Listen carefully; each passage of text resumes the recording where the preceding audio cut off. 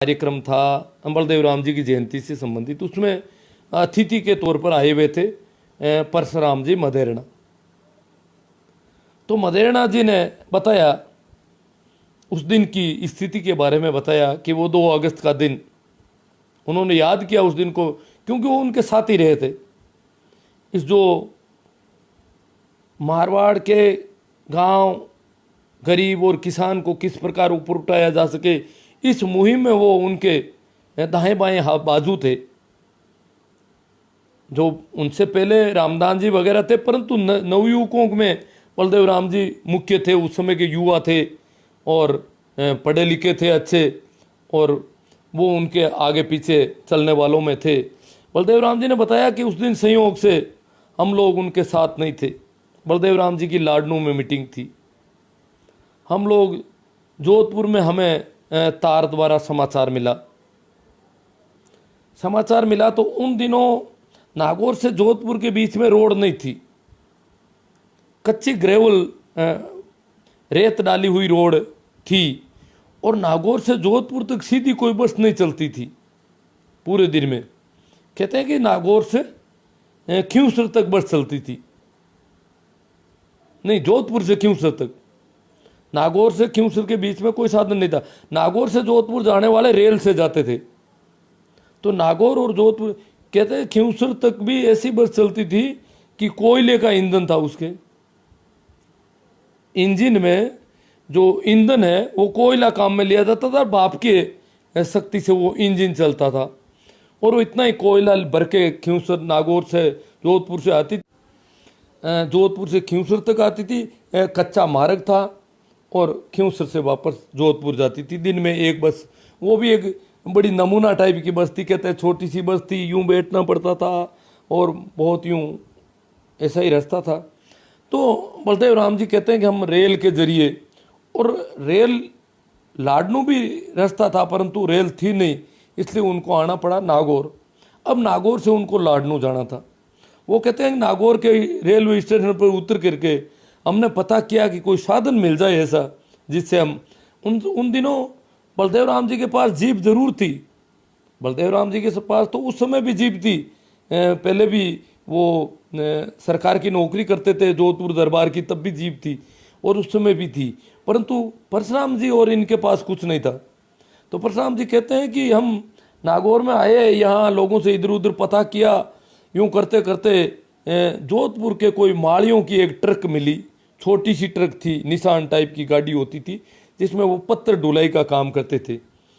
तो उस ट्रक वाले को हम 2-3 घंटे तक फिरते रहे नागौर में, पूरी जगह वो ट्रक कहीं मिली। तो उनसे हमने निवेदन किया कि हमारे बहुत ज़रूरी काम है, आप हमें लाडनू तक छोड़ दो। और उनके साथ कहते हैं कि उस स्थिति में हम लोग लाडनू गए थे। ये बात है 2 अगस्त 1953 की या 52 की होगी, शायद 53 होगा उनका, 53। तो ये तो एक छोटी सी घटना मैंने इससे जुड़ने के लिए। तो बलदेव वो परशुराम जी ने जो बताया मंजर, कहते हैं कि बिल्कुल, हालांकि गांव तक ये खबर कई दिनों बाद पहुंची। जो खबर पहुंची गांव गांव में कि बलदेव राम जी नहीं रहे, लोगों में मातम छा गया। उससे पहले जब दरबार मरते थे तो लोग भद्र होते थे, परंतु वो भद्र होना सिर्फ मजबूरी थी, बाल कटाते थे। पर बलदेव राम जी जब नहीं रहे तो लोगों में इस प्रकार की मायूसी और ऐसा मातम छा गया, लोग कहने लगे कि अब क्या होगा हमारा, अब डीआई साहब नहीं रहे तो अब हमारा क्या होगा। जब वो थे तब भी हमारे ऊपर इतने जुल्म थे, बड़ी मुश्किलें थी, अब वो एक शेर नहीं रहा, लड़ने वाला नहीं रहा, तो अब क्या होगा हमारा। बिल्कुल अंधेरा सा एकदम से छा गया, और जहाँ भी देखो लोगों के मुंह उतर गए बुरी तरह से। सारा गमगीन माहौल, जो खबर फैलती गई। ये नहीं है कि किसी विशेष जाति, पूरे ग्रामीण समाज के, यहाँ तक कि शहरों में, जैसे जोधपुर शहर में माड़ी वगैरह जो खेती का काम करते थे, वैसे जो लोग थे वो भी बलदेव राम जी से जुड़े हुए थे। तो सबका अंदर वो एक हो गया कि हमारे दुर्दिन आ गए हैं और हम इस मुसीबत से अब गुजरेंगे। तो ये तो छोटी सी घटना थी। अब मैं आगे बात शुरू करूँगा। उस समय का जीवन स्तर कैसा था। उस समय का जीवन स्तर गाँवों का जीवन स्तर तो बहुत ही अलग तरह का था। जिस प्रकार आज खाना बदोश जातियाँ हम जानते हैं, जो खाना बदोश जातियाँ होती है, गुम्मकड़ लोग, बस लगभग वैसे गाँवों में लोग होते थे, बिल्कुल मुख्य समाज से कटे कटे। कभी कभार कोई एक आदमी पड़ोस के बड़े शहर या कस्बे में थोड़ा सा सामान लेने जाता था, ये उसके पास थैला भी नहीं होता था, अपनी धोती के गांठे दे करके वो सामान बांध के थोड़ा बहुत कोई शहर से कभी कभार लाता था। गांव में तो दुकान होती नहीं थी, शहर में नाम मात्र की कुछ दुकानें थी, वो पैदल ही जाता रहा, वो पैदल ही, और वो जाता तो वो उसका वो होता, वो तो शहर गया है, जाता पैदल था, बड़ा यूं था, पर फिर भी वो माना जाता था कि शहर में चला गया और सामान लेकर के आ गया। शहर में गांव का आदमी शहर में चला गया और सामान लेकर, ये भी कोई मामूली बात नहीं, वो उसको गांव में यूँ मानते थे कि आदमी काफ़ी समझदार है, उसको भी उसकी भी एक मान्यता होती थी। बाकी तो भी दिखते थे शहरों को देख करके, ऐसी स्थिति थी हमारी गाँवों के लोगों की। तो जीवन स्तर बहुत अलग तरह का था। जैसा कि बाबा साहब ने कहा कि शिक्षा वह दूध है, शेरनी का दूध है, जो पिएगा वो दहाड़ेगा। बलदेव राम जी इस बात को अच्छी तरह से जानते थे। उन्होंने कहा शिक्षा बहुत जरूरी है इस इलाके में, और शिक्षा के लिए जनजागरण भी जरूरी है। और उन्होंने देखा कि यहाँ एक बहुत बड़ी जो कुरीति, सबसे ज़्यादा उनका जोर था मृत्यु बोझ निवारण पर, बहुत ज़्यादा जोर। 3-4 बिंदु थे उनके मुख्य: शिक्षा, जनजागरण, मृत्यु बोझ या उसके जैसी कुरीतियों को मिटाना। ये मुख्य रूप से 3 बातें उनके पास थी कि अगर ऐसा किया जाए तो ये गांव का समाज ऊपर उठ सकता है और इनको ठीक किया जा सकता है। फिर राजनीतिक चेतना वगैरह आगे आगे और होती रहेगी, परंतु आर्थिक रूप से मजबूत करने के लिए ये मृत्यु बोझ इनका मिटना चाहिए। इसके अलावा काम धंधों के मामले में उनका था कि जो लोग भी परंपरागत धंधों से जुड़े हैं वो उनको छोड़ दें और नए धंधों की तलाश हो। नए धंधों के लिए उनकी बहुत जोर था। तो ये उनकी मुख्य मुख्य बातें। तो बलदेव राम जी ने कहा कि गांव का बच्चा शहर में लाकर पढ़ाया जाए, ये तो बड़ा मुश्किल मामला है। वो तो ऐसे ही हुआ जैसे जंगली जानवर को, किसी खरगोश को और हिरण को अपन बाजार में ले जाएं, वैसी सी स्थिति थी। वो तो गांव का बच्चा तो इस प्रकार उसकी मानसिक स्थितियाँ, उसकी शारीरिक, उसका रहन सहन, उसके कपड़े लत्ते, उसको देखो, उसकी बोली चाली के ढंग, वो सारी चीज़, और वो शहर में जाना तो बड़ा यूँ था। क्यों अब आप कहेंगे कि बलदेव राम जी भी तो गांव के थे, बलदेव राम जी उससे पहले पड़ गए थे। मैं तो उसके ऊपर भी थोड़ा सा चित्रण करूंगा, जो पहली की क्या कंडीशन थी। बलदेव राम जी एक जागीरदार परिवार से थे।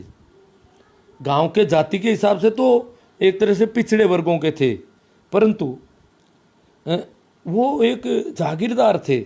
उनके पास जमीन थी खुद की, एक गांव के मालिक थे, गांव के ठाकुर थे, वो गांव की जागीर थी उनके पास।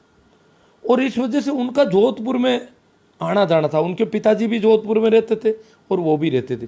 और वो शायद में एजुकेशन की बात ये चल रही है, शायद सबसे पहला पढ़ा लिखा आदमी या तो बलदेव राम जी मिर्दा के पिताजी या शायद उनसे भी ज़्यादा पढ़े लिखे मेरे गांव के थे पूसा राम जी मिर्दा। अगर गाँवों के लोगों से देखा जाए, शहरों में ज़रूर पढ़ लिख गए थे, गाँवों के लोगों का पढ़ना। और पूसा राम जी के पिताजी भी जागीरदार थे। काकरोद के पूसा राम जी मिर्दा थे, उनके पिताजी भी डूडीवास गांव के जागीरदार थे और पूसा राम जी भी जागीरदार थे। तो पूसा राम जी पहले पढ़े लिखे आदमी थे इस इलाके में। हमारे यहाँ कहावत है कि काफ़ी दूर से गांव से, संकवास गांव से मेरे गांव तक, संकवास गांव में कोई तार आ गया, उस तार को पढ़ना था। तो तार को पढ़ने वाला कोई आस पड़ोस में एक ही नाम सुना था कि भाकरोद में एक जाटों का लड़का है, वो पढ़ा लिखा है, जाट है, वो पढ़ता है, पढ़ा लड़का क्या जवान ही थे, काम करते थे खेती का, तो जाट है, वो पढ़ा लिखा है। तो वो वहाँ से अपनी बेल छकड़ी, जो ऐसे छकड़े तो थे नहीं, लकड़ी के पहियों वाली गाड़ी लेकर के वो आया। यहाँ आने पर बताया गया कि वो तो यहाँ नहीं है, और आगे खेतों में गए हुए हैं। तो वहाँ खेत में गया, वहाँ जाके पूछा कि भाई पढ़ा लिखा आदमी बताते हैं आपके यहाँ पर कोई? तो बोले वो रहा पढ़ा लिखा जो आदमी है, वो खेत में वहाँ वो बड़े उखाड़ रहा था खेजड़ी के पेड़ों को। तो वहाँ तो बोले उनको बुला लो, मैं वहाँ से आया हुआ हूँ। कि नहीं, आपको वहीं जाना होगा। बुलाएंगे नहीं, वो तो आज ही हमारे काम में कब्जे में आया है। तो इस प्रकार वो गया। तो उस सेठ ने अब लोग यहाँ बातें करते हैं कि उसने वो कागज़ पकड़ाया, तो उसने कस्सी एक तरफ डाल के और वो कागज़ को पढ़ा। तो यहाँ कहावत है कि भड़क भड़क बाचो, फटाफट। वो तो पढ़े लिखे थे तो पढ़ लिया उन्होंने, पढ़ के बता दिया उसको। बताया तो वो शेर देखता रह गया कि इतना पढ़ा लिखा आदमी, कमाल का आदमी है, और ये खेती में यूं पसीना से हो रहा है। तो बोले कि कहीं आसपास में कोई पढ़ा लिखा नहीं, और एकमात्र पढ़ा लिखा आदमी, और वो भी इस प्रकार ऐसे परिश्रम कर रहा है। तो कहते हैं कि वहाँ पे उन्होंने वो कस्सी डाल दी उसी खेत में, और वहाँ से सीधा जोधपुर चले गए और जोधपुर दरबार की नौकरी कर ली। तो वो पूसाराम जी नौकर थे जोधपुर दरबार के, और उनके बेटे भी अंग्रेजों की फौज में मेजर थे बाद में। वो तो अच्छे पढ़ लिख गए थे, वो शायद बलदेव राम जी के हम उम्र होंगे लगभग। तो ये एजुकेशन का स्तर था। बलदेव राम जी भी कुछ पढ़े लिखे थे, शायद मंगनी राम जी से कम होंगे, वो मेजर हो गए। तो ये पुलिस में नौकरी कर रहे थे यहाँ पे जोधपुर की। अब और बताता हूँ थोड़ा पढ़ने लिखने का क्या कंडीशन थी। कहते हैं कि मुझे बताया गया कि ढांगावास के एक जाट ने अपने बच्चे को पढ़ाने के लिए मेड़ता के स्कूल में, ये बात है 1905-10-15 के बीच की, 1905-10 के आसपास की, मेड़ता में पढ़ाने के लिए गए। तो वहाँ पे वहाँ एक शेर, मेड़ता शेर था, ढांगावास गांव था, तो पड़ोस में था। तो वो डोकरा आया, तो उन्होंने स्कूल वालों ने देखा ये क्या आया है, यह क्यों आया। जिस प्रकार आज जो गुम्मकड़ जातियों के लोग अगर कहीं आए, जैसे अभी नोटबंदी में बैंक में आए थे बेचारे, तो लोग उनको देख रहे थे कि ये भी बैंक में आ गए। तो इस प्रकार उनको देखा, उन्होंने बोले आप बाबा कैसे आए यहाँ पर? कि छोरो पढ़ाऊँ। छोरो पढ़ाओ, पर बाबा था छोरा ने पढ़ाए काई करो, क्यों पढ़ाओ छोरो, क्यों पढ़ाओ छोरो है जो को पढ़ाई जरूरी है। क्यों खेत में काम करी था के दाव डंडा खेती का काम है, ये है वो, तो हल खड़े देड़ो यो, इसको तो हल पकड़ा दो आप, और खेती करेगा बहुत, इसके हाथ से बहुत अनाज होगा आपके, इसका हाथ ही सही है, आप खेती में लगाओ, आप जाने दो। आप गामा का टाप रहा हूँ पढ़ी जगह। शेर के बच्चे बिल्कुल अलग तरह के, वो बेचारा इस प्रकार का बच्चा कि उनके साथ कोई मेल जोड़ बनने की, वो तो बोल भी रहे थे, ये तो बोल ही नहीं रहा है, गाँव से शहर में आया हुआ बच्चा। तो इस प्रकार वो कहते थे कि उनको बाबा ने जिद किया, बाबा ने कहा क्यों पढ़ाऊं। क्यों सा बाबा जी, आप अगर अपने बच्चे को पढ़ाओगे तो हमारे बाकी वाले बच्चे स्कूल छोड़ देंगे। देखो इन बच्चों के साथ इसका क्या मेल होगा, इसको देखते ही ये तो बच्चे यूं देख रहे हैं, तो ये स्कूल से निकल जाएंगे, फिर हम क्या एक बच्चे को पढ़ाएंगे? बाबा जी क्यों छोड़ देंगे, अलग बैठ जाएगा, एक तरफ बैठा रहेगा, मारो नारो बैठ जाई, पानी घरों ले आई, आंगड़े को नहीं भाई, इन बच्चों को छुएगा नहीं, है इनका टच नहीं करेगा, फिर क्या दिक्कत है? पानी अलग लाएगा, इनसे बात ही नहीं करेगा, ये तो दूर से बैठा बैठा सुन सुन कर पढ़ लेगा, क्या दिक्कत है? तो भी स्कूल वालों ने हाँ नहीं भरी, बोले कि नहीं ऐसा नहीं, हमारे स्कूल चलानी है। और इससे बाद में कहते हैं फिर भी उन बाबा जी के बहुत जिद था, और कहते हैं उन्होंने किशनगढ़ की किसी स्कूल में एडमिशन करवा के छोड़ा, और वो किशनगढ़ की स्कूल में पढ़े थे। ऐसी कहानी भी मुझे सुनाई। वो कहते हैं कि राम रघुनाथ जी के भाई सीआर साहब के ससुर थे जिनको पढ़ाने की बात चल रही थी, ऐसा भी सुना है। तो ये एक घटना है। इसी प्रकार की एक और घटना मेरे गांव से जुड़ी है। पूसाराम जी तो जागीरदार थे डूडीवास के, उनके बेटे भी जागीरदार के बेटे थे। उनके एक भतीजे या रिश्ते में थे बद्री राम जी कप्तान साहब, उनसे मेरी बहुत ज़्यादा चर्चाएँ होती रहती थी पहले के दिनों में। वो काफ़ी उम्र पाके गए थे, तो वो भी लगभग उन्हीं दिनों पढ़ते थे, 1905-10 के आसपास जोधपुर में पढ़ते थे। उनका तो क्या है कि वो राजघराने से संबंध था। मिर्जा परिवार जो बाकरोद के मिर्जा थे, उनके पास जागीर भी थी, जागीर के अलावा बॉम्ब भी दे रखी थी, उनको विशेष दर्जा था राज दरबार की तरफ से। वो डाक का काम और सरकारी काम देखते थे वहाँ पर, जैसे बलदेव राम जी के पिताजी डाक का काम देखते थे वहाँ पर। तो इसी प्रकार ये इनका जोधपुर में इनका रहवास था। नागौर में भी इनके नौरे थे, इनके अलग जगह थी। नागौर में भी बागरोद के जो मिर्जा थे उनका एक अलग से डेरा होता था, तो वो रहते थे। तो वो कहते थे कि मैं पढ़ता था।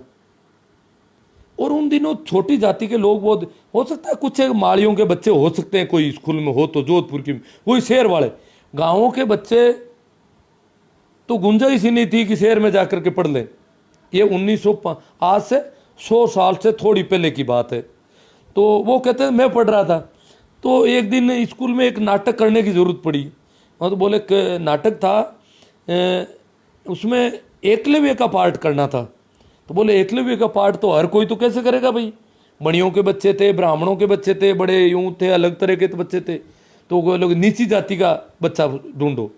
तो पूरी स्कूल में ढूंढते ढूंढते और बद्री राम जी बोले थे कि मुझे पकड़ के ले गए कि नीची जाति का तो ये एक ही बच्चा है स्कूल में। तो ये कंडीशन थी हमारी एजुकेशन की। तो बलदेव राम जी ने कहा कि भाई कैसे पढ़ाया जाए, गाँव के बच्चों को यहाँ लाया जाए। पहले तो बच्चे लाओ, फिर वो बच्चे यूं आगे पीछे खिसकेंगे, फिर इन बच्चों के साथ उनको मेल बिठाओ, फिर उनके रहने की खाने पीने की व्यवस्था करो। यहाँ हालांकि बच्चे बड़े बच्चे ले जाते हैं, यूँ नहीं कुछ छोटे बच्चे 5 साल के 10 साल के से नहीं, वो पूरे बड़े होने के बाद भी पढ़ाई शुरू होती थी उन दिनों। ये यूँ नहीं है कि आज की तरह नर्सरी LKG 1KG ऐसा कुछ नहीं, पूरा बड़ा हो जाता था, पूरा काम कर लेता था अपना। ईंधन बटोर के ले आए, पानी ले आए, सारा रोटी बना ले, सब कर ले, परंतु फिर भी कोई रहने के लिए जगह भी तो नहीं देगा ना गाँव के इन बच्चों को। शहरों में मकान भी मान लो कोई छोटी कोठरी टाइप का कोई हो, तो वहाँ भी गाँव के बच्चे को कौन रखे, ये बड़ी यूं अलग ढंग से देखा जाता था। इतना जीवन स्तर का एक अंतर था। तो बलदेव राम जी ने कहा कि बच्चों को पढ़ाना है, बड़ी उनकी तमन्ना थी। और अब क्या है, बलदेव राम जी के पास एक बहुत बड़ी जिम्मेवारी आती है उन दिनों कि डाकुओं का उन्मूलन करना है। डाकू बहुत परेशान कर रहे थे मारवाड़ में जनता को, आम जनता को परेशान करते थे। सेठ साहूकारों को बहुत दिक्कत थी, और जोधपुर दरबार भी उनसे खपा थे, उनसे परेशान थे, क्योंकि डाकुओं को जागीरदारों की सेह थी। और जागीरदार छटपटा रहे थे कि जोधपुर दरबार का अंकुश हमारे ऊपर कम हो और हम कुछ ज़्यादा, जनता पर तो वो पूरी तरह से शोषण करते थे, बुरी तरह से कर रहे थे, परंतु वहाँ से दबाव कम चाहते थे। वो कुछ अपने आप को, अपनी स्वतंत्रताएं बढ़ाना चाहते थे, क्योंकि उन दिनों जागीरदारों के कईयों के बेटे पढ़ लिख गए थे। तो पढ़ लिख गए तो उन्होंने बाहर दुनिया देखी और देखा, बाहर तक पढ़े लिखे बच्चे थे उनके। जागीरदारों के बच्चे तो पढ़ सकते थे, हालांकि जो नीची जातियों के बच्चे तो लॉर्ड मैकाले ने जब शिक्षा का सार्वजनिकरण किया इंडिया में, तब स्कूलों में जाना शुरू हुए थे। अन्यथा तो कोई बलदेव राम, छोटू राम या अंबेडकर ये नहीं पढ़ पाते, फूले वगैरह कोई नहीं पढ़ पाते। ये मैकाले की देन है। मैकाले ने शिक्षा का सार्वजनिकरण किया और ये लोग पढ़े, फूले, अंबेडकर, सर छोटू राम और ये लोग बलदेव राम वगैरह ये लोग पढ़े, जो भी है। अन्यथा तो इनको स्कूल में कौन घुसने देता। बहुत ज़्यादा छुआछूती मना थी एजुकेशन की। हमारे शास्त्रों में सभी को शिक्षा देने का कोई अधिकार नहीं था। ये तो मैकाले ने कहा कि सभी पढ़ो, कोई भी पढ़ सकता है, जाति के आधार पर स्कूल में आने से वंचित नहीं किया जाता। उससे पहले जाति और लिंग के आधार पर स्कूल में नहीं आ सकता था। तो ये तो हुई। अब बलदेव राम जी ने कहा बच्चे को तो अपन स्कूल में तो डालने में कोई दिक्कत नहीं थी, बच्चा क्यों वो खुद पढ़े थे, उससे पहले भी पढ़ने शुरू हो गए थे। बलदेव राम जी के पिताजी भी पढ़े थे, वो तो कोई दिक्कत नहीं थी। परंतु स्कूल के बच्चों का अलग वातावरण था और ये गांव से जो बच्चा लाए वो अलग था। उसको उनके साथ एडजस्ट करना, वो छोटे छोटे बच्चे नहाए धोए थोड़े ठीक होते, आज जैसे तो वो भी नहीं थे। आज जैसे गांव डाणी के बच्चे हैं उनसे तो वो भी कम थे, परंतु हम तो खाना बदोशों से भी गई गुजरी हालत में थे।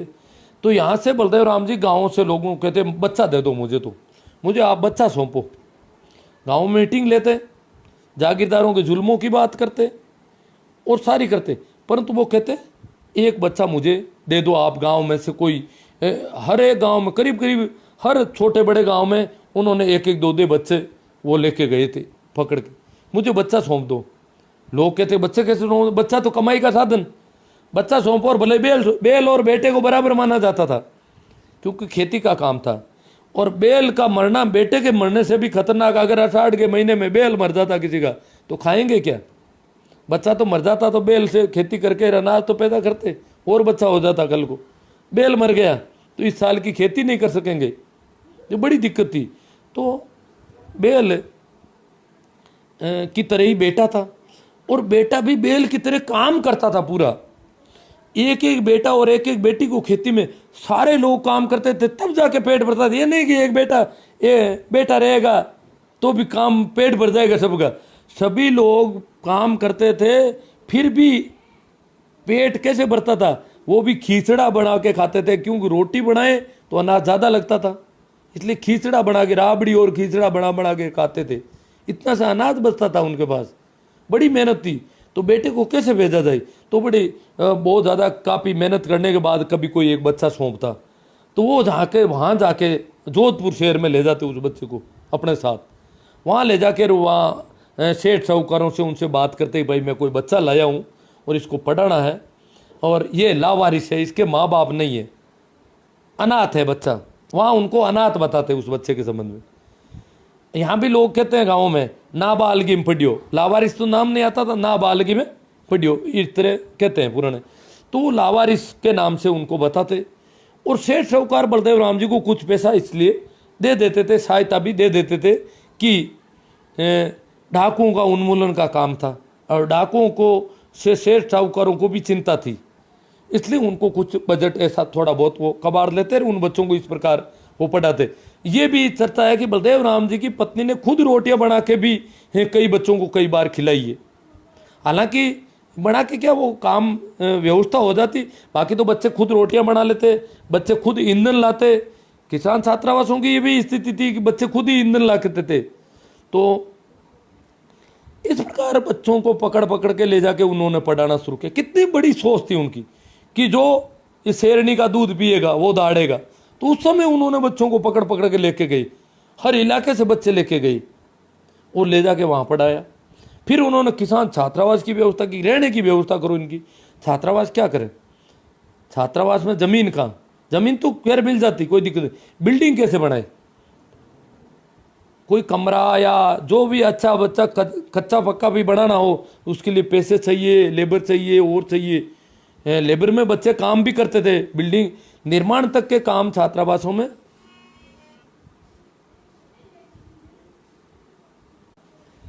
उन दिनों निर्माण के काम में भी बच्चे योगदान करते थे छात्रावास में रहने वाले।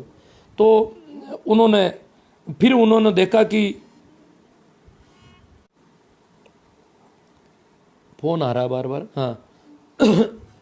बलदेव राम जी ने इधर उधर पता किया तो बोले कि बच्चों की बोल्डिंग वाली बात तो बाद में आई। उन्होंने पहले तो ये देखा गाँवों में जो शहरों में जो साधु रहते थे, जो साधु लोग रहते थे, राम राम माला पहनते थे, उनके जो स्थान थे वहाँ भी कोई ज़्यादा छप्पर वप्पर नहीं थे, परंतु उनके पास पानी का होद या ऐसी कोई व्यवस्था छोटी मोटी होती थी। तो उन साधुओं को कहा, नागौर में भी जो किसान छात्रावास वो साधु की बगीची थी, जोधपुर में भी रामगढ़ी छात्रावास है जो लोग जानते हैं, ऊपर पहाड़ी पर साधु का स्थान था और बगीची थी, वो साधुओं का स्थान था पूरा ही। तो वहाँ साधुओं से कहा कि ये बच्चे जो है मैं लाया हूँ और आपका सारा काम करेंगे, लकड़ियाँ बीन के लाएंगे, पानी की जरूरत होगी तो कहीं से भी लेके आ जाएंगे, जो भी चीज़ चाहिएगी, और रोटियाँ अपनी बना लेंगे, आपको इन बच्चों को रखना है। और साधु महाराज आटे प्रबंध, रोटी प्रबंध, ये सारा बलदेव राम जी को करना पड़ता था, क्योंकि गांव में उन बच्चों के घर वालों के पास पैसे इतने नहीं थे कि वो कुछ दे सके। तो इस प्रकार उन्होंने किसान छात्रावासों की शुरुआत साधुओं की बगीचों से शुरू हुई। वहाँ साधुओं के पास बच्चे रख दिए। तो रामगढ़ी के साधु थे, उनके भी हो सकता है शीशे वगैरह नहीं थे, उन्होंने फिर वो जमीन हॉस्टल के लिए छोड़ दी, वो ज़मीन, वो बिल्डिंग वगैरह सारी। इसी प्रकार नागौर में भी यही हुआ, जो किसान छात्रावास की ज़मीन है वो एक साधु की बगीची थी, और साधु ने फिर किसान छात्रावास के लिए ही उसको छोड़ दिया। फिर बाद में बिल्डिंगें और बननी शुरू हुई, तो बलदेव राम जी ने सेठ साहूकारों से चंदा लेकर के किसान छात्रावास खड़ी की। किसान छात्रावास, जाट बोर्डिंग हाउस कहते थे इनको उस समय। फिर बलदेव राम जी ने कहा नहीं, जाट बोर्डिंग नहीं है, इनके नाम किसान छात्रावास रखेंगे।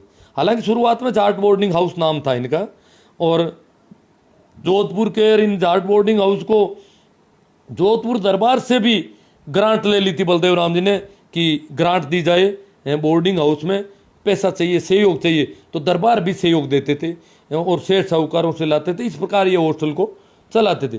फिर बाद में आगे जाकर के बलदेव राम जी ने कहा भाई बच्चे तो सबके पढ़ेंगे। बलदेव राम जी ने कहा भाई सभी लोगों के बच्चे पढ़ने हैं, सभी जातियों में पढ़े, तो उनके नाम उन्होंने किसान छात्रावास कर दिए और प्रत्येक बच्चा उसमें पढ़े। उन्होंने उसका नाम किसान छात्रावास रख दिया।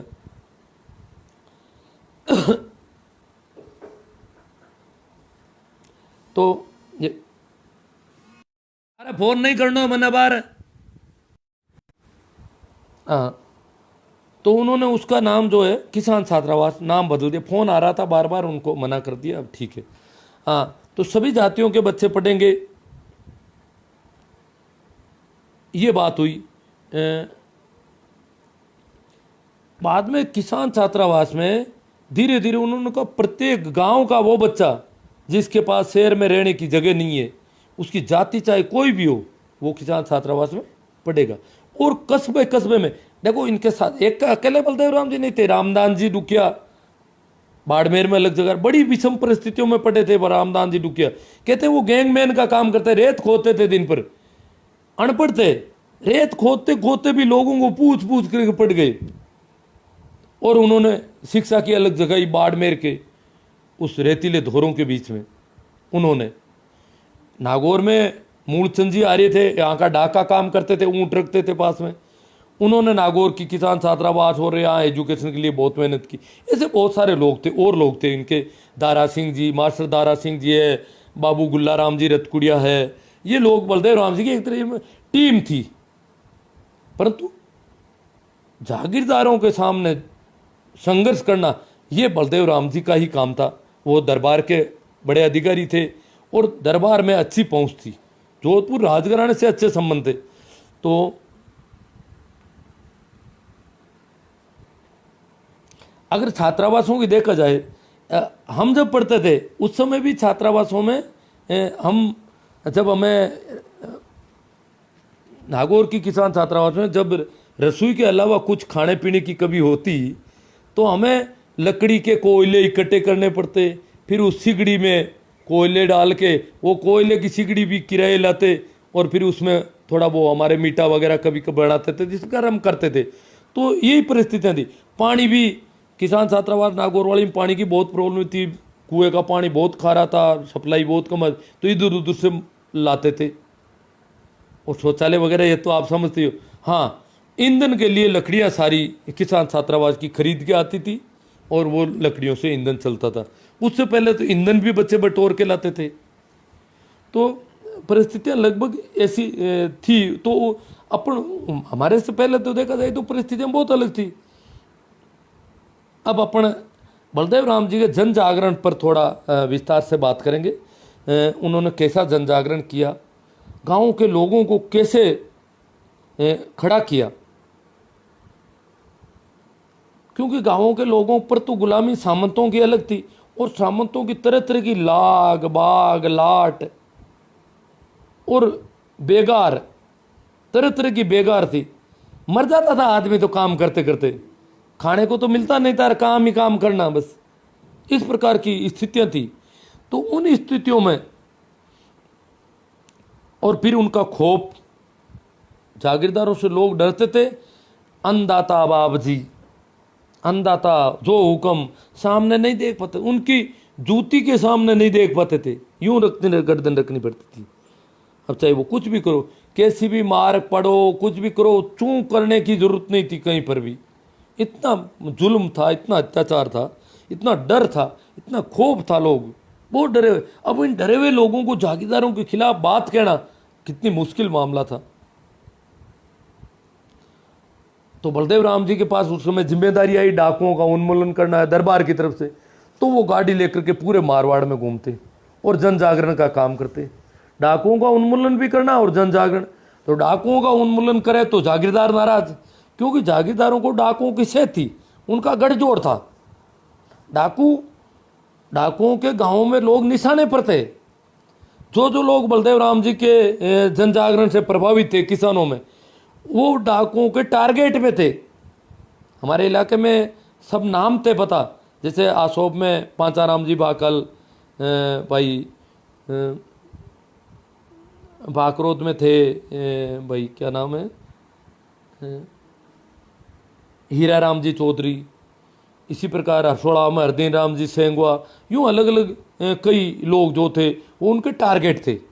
और डाकू उनको मारने के लिए यार इन सब लोगों पर गोलियां चलाई गई और कई बार ये बच गए या कैसा हुआ प्रयास हुए थे इन पे। तो ये इस प्रकार उनका काम था। वो जागीरदारों की सेवा, जागीरदार कहते थे कि ये काम करो आप, तो जागीरदारों को उनकी सेहत थी।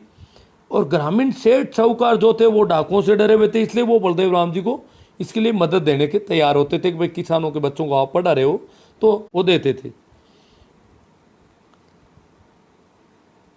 अब क्या होता है, 22 जून 1941 को सबसे पहले जाट बोर्डिंग हाउस में किसानों के लिए किसान नेताओं की एक बैठक आयोजित की।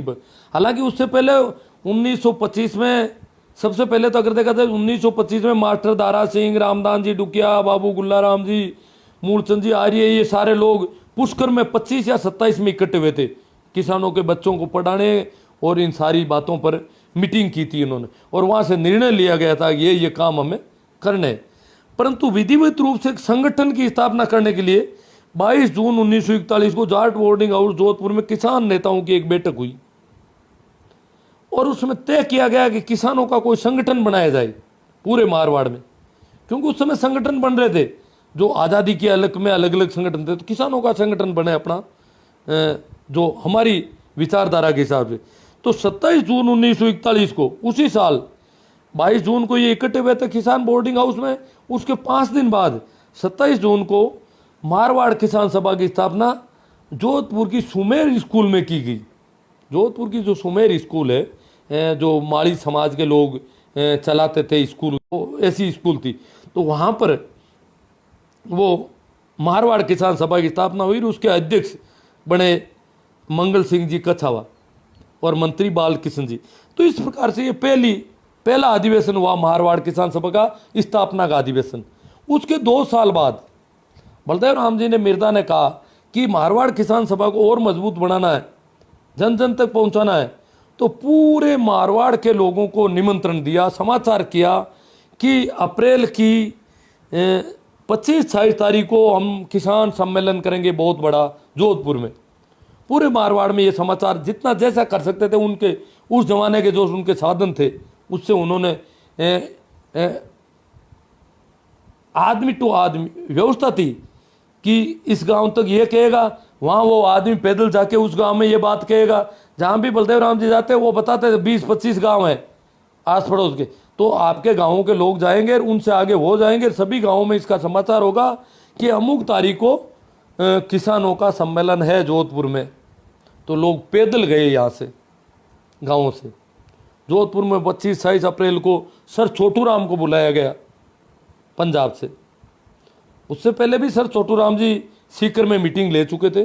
तो सर छोटू राम आए जोधपुर दरबार को भी बलदेव राम जी ने कहा आपको हमारे किसानों की किसान सभा की मीटिंग है और आपको उसमें चलना चाहिए। तो दरबार भी राजी हो गए कि मैं भी चलूँगा। तो ये एक सम्मेलन था, बहुत बड़ा अधिवेशन था। पुराने जो लोगों ने, जिन लोगों से मैंने इसके बाबत जो बहुत भी जानकारी मुझे मिली वो बताता हूँ। वो कहते थे कि उस समय कहते हैं कि जोधपुर में पीने को पानी नहीं मिला, इतनी भीड़ इकट्ठी हो गई। वो उस समय के आकलन था उनका, वो इतनी बड़ी भीड़ उन्होंने पहली बार देखी थी। पैदल लोग बाड़मेर से, नागौर से और पाली, सिरोही, जालौर, जैसलमेर सब तरफ से पैदल पूरे मारवाड़ स्टेट के लोग पैदल गए वहाँ पर। और इधर इतनी भीड़ वहाँ कहते हैं कि इकट्ठी हो गई कि पीने को पानी और बूंगड़े खाने को नहीं मिले, ये हालत हो गई। भीड़ ज़्यादा थी और व्यवस्थाएं कम पड़ गई। तो वहाँ पर लोगों ने जब पहली बार ऐसा देखा, दरबार बाप जी के दर्शन हुए।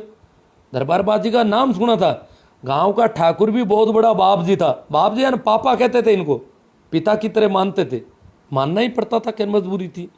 तो दरबार बाप जी के दर्शन होंगे ये तो उनको कल्पना में भी नहीं था। ये मीटिंग थी किसानों की, और बलदेव राम जी ने कहा सबको इकट्ठा होना आपको, और इस प्रकार हम कुछ करेंगे, और जो जागीरदार जुल्म कर रहे हैं इनसे छुटकारा दिलवाने की कोशिश करेंगे, और दरबार हमारे पक्ष में है।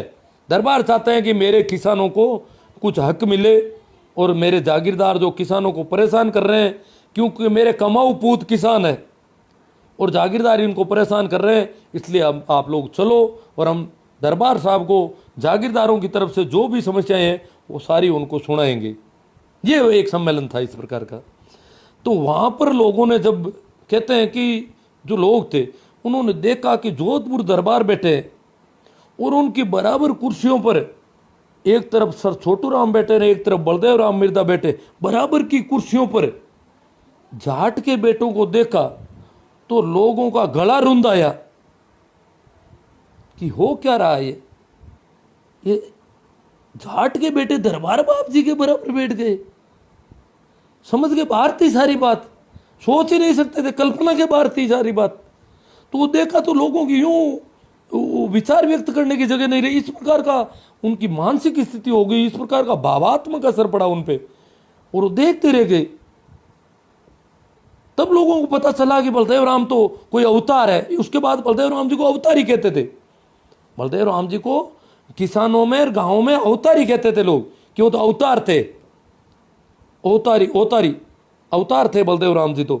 और सर छोटू राम बोले वहां पर, बलदेव राम जी ने कहा जागीरदारों की जो परेशानियां, जागीरदार जो किसानों को परेशान करते थे, वो सारी बातें वहां मीटिंग में दरबार के सामने हुई सारी। और दरबार से एक मांग किसानों की तरफ से रखी गई कि आप जो है सेटलमेंट कराओ, भूमि बंदोबस्त कराओ पूरे मारवाड़ का, जमीन का एक माप होना चाहिए और भूमि बंदोबस्त हो। तो दरबार ने उसकी हाँ भर दी कि करवाया जाएगा। तो सेटलमेंट की हाँ हो गई, भूमि बंदोबस्त हो गया, तय हो गई, ये दरबार की तरफ से मांग मान ली गई, और किसानों का वो सम्मेलन एक तरह से बहुत सफल आयोजन हुआ। और सर छोटू राम ने अपने तरीके से बताया, क्योंकि वहाँ जागीरदारी जुल्म नहीं थे जहाँ छोटू राम थे, यहाँ जागीरदारों से लड़ना था। एक ही टारगेट था, शिक्षा जागीरदारों से लड़ना। सामान्य राजपूत से कोई लड़ाई नहीं थी। बलदेव राम जी की किसान छात्रावासों में राजपूतों के बच्चे रहते थे। गांवों के जो राजपूत थे, कृषक राजपूत, खेती करने वाले, उनसे कोई दिक्कत नहीं थी। जागीरदार परेशान करते थे, तो जागीरदारों से बलदेव राम जी की सीधी लड़ाई थी। वो एक संघर्ष था अधिकारों का, हक का। लड़ाई भी क्या, उस हक अधिकार के लिए वो संघर्ष था। तो सर छोटू राम जी किसी और संघर्ष को जानते थे। उन्होंने कहा कि वहां क्या संघर्ष दूसरे थे, मंडी और फंडी के संघर्ष थे, ये नहीं था जागीरदारों वाला। मंडी जो दुकानदार था वो बदमाशी करता था। लोग तो रुपयों को जानते नहीं, रुपयों की गिनती जानते नहीं, माप तोल को जानते नहीं। वो यूं कोई सा भी पत्थर ला के रख देता, कहता ये इतने किलो है, इतने शेर है। खरीदना होता तब दूर से पत्थर ला के रखता, बेचना होता तब दूर से पत्थर। लेऊ और देऊ बाट, लेने के बाट अलग, देने के बाट अलग। लिखा पढ़ी में कुछ भी लिख दिया, कहते हैं खोपरा देता तो खोपा लिख दिया, खोपा यानी बेल, तो बेल के पैसे चुकाने पड़ते। और जो लिखा है वो नहीं काटता तो भी पैसे लागू रहते। गाँव के लोगों को तो खेती काम से ही फुर्सत नहीं। वो कहते हैं था जानो साहूकार नशा है, और साहूकार का मतलब है बिल्कुल ईमानदार आदमी। एक रत्ती भर भी कोई मिलावट, चोरी, बेवकूफ, बेईमानी नहीं करने वाला व्यक्ति, तो वो जो भी कहता वो मान लेता। उसके पास लिखे होते थे और वो बताता, और उस हिसाब से वो किसान उनके कर्ज तले दबते जा रहे थे। मंडी में किसान का अनाज रेत के भाव ले लिया जाता था, रेत के भाव तोला जाता था। तो ये परेशानी सर छोटू राम वहाँ की परेशानी बताते थे। एक फंडी फंडी होते थे, पाखंडी, कर्मकांड, अंधविश्वास और धर्म, मंदिर, मस्जिद, ये इनके नाम से जो नाटक करते थे, लोगों को ठगते थे, वो फंडी थे। मंडी और फंडी दो वहाँ की प्रॉब्लम थी। और यहाँ ये वो प्रॉब्लम इतनी छोटी थी कि जागीरदारों की प्रॉब्लम बहुत बड़ी थी, इसलिए वो प्रॉब्लम कम मानी जाती थी। तो ये तीन प्रॉब्लम, तीन तरह के लोगों की तरफ से इन समस्याओं पर सारी चर्चा हुई, ये हुआ वो हुआ, और भूमि बंदोबस्त का तय हुआ। भूमि बंदोबस्त का तय हुआ तो दरबारों के आग लग गई एकदम से, नहीं जागीरदारों के, कि दरबार ने गलत मान ली, तो उन्होंने कहा भूमि बंदोबस्त होने नहीं देंगे।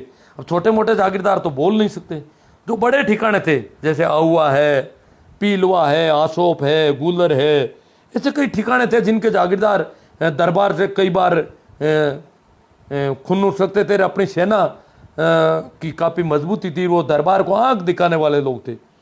और उनमें एक घराना हमारे पड़ोस का ख्यूसर भी था, हालांकि इनके दरबार से सीधे रिलेशन थे, कोई रिश्तेदारी थी, फिर भी ये भी नाराज हो गए। कहते हैं ख्यूसर में भी भूमि बंदोबस्त की जो झंडियाँ ला करके रोपी गई, जो बंदोबस्त के आदमी थे, कर्मचारी थे सेटलमेंट के, उन्होंने झंडियाँ लगाई तो यहाँ के जागीरदार के कणवारियों ने जाकर के उखड़वा दी, बंदोबस्त होने नहीं दिया। बड़े बड़े जागीरदारों, छोटे जागीरदार थे, चारण जागीरदार या इस प्रकार जो राजपूतों में जो छोटे जागीरदार थे, वहाँ पर भूमि बंदोबस्त का काम चल रहा था। परंतु और कुछ बड़े ठिकाने, जैसे हमारा गांव राष्ट्र जागीर में था, वो बहुत बड़ा जागीरदार घराना था, परंतु वो उनका जोधपुर दरबार से रिलेशन ठीक था, तो उन्होंने इसका विरोध नहीं किया।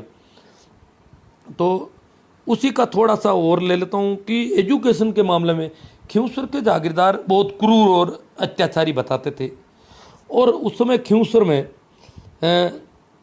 एक तो नारवा गांव था ख्यूसर के अंडर में, वहाँ के श्री राम जी सो थे, बिल्कुल अनपढ़ आदमी, परंतु उनको पता चल गया कि बात जो DIG साहब कह रहे हैं, हालांकि बात तो कईयों को पता चल गई, पर वो कह रहे मर जाएंगे पर करते रहेंगे। और आज़ादी का एक तरह से जागीरदारों का सामना शुरू कर दिया, सीधा सीधा सीधा सामना।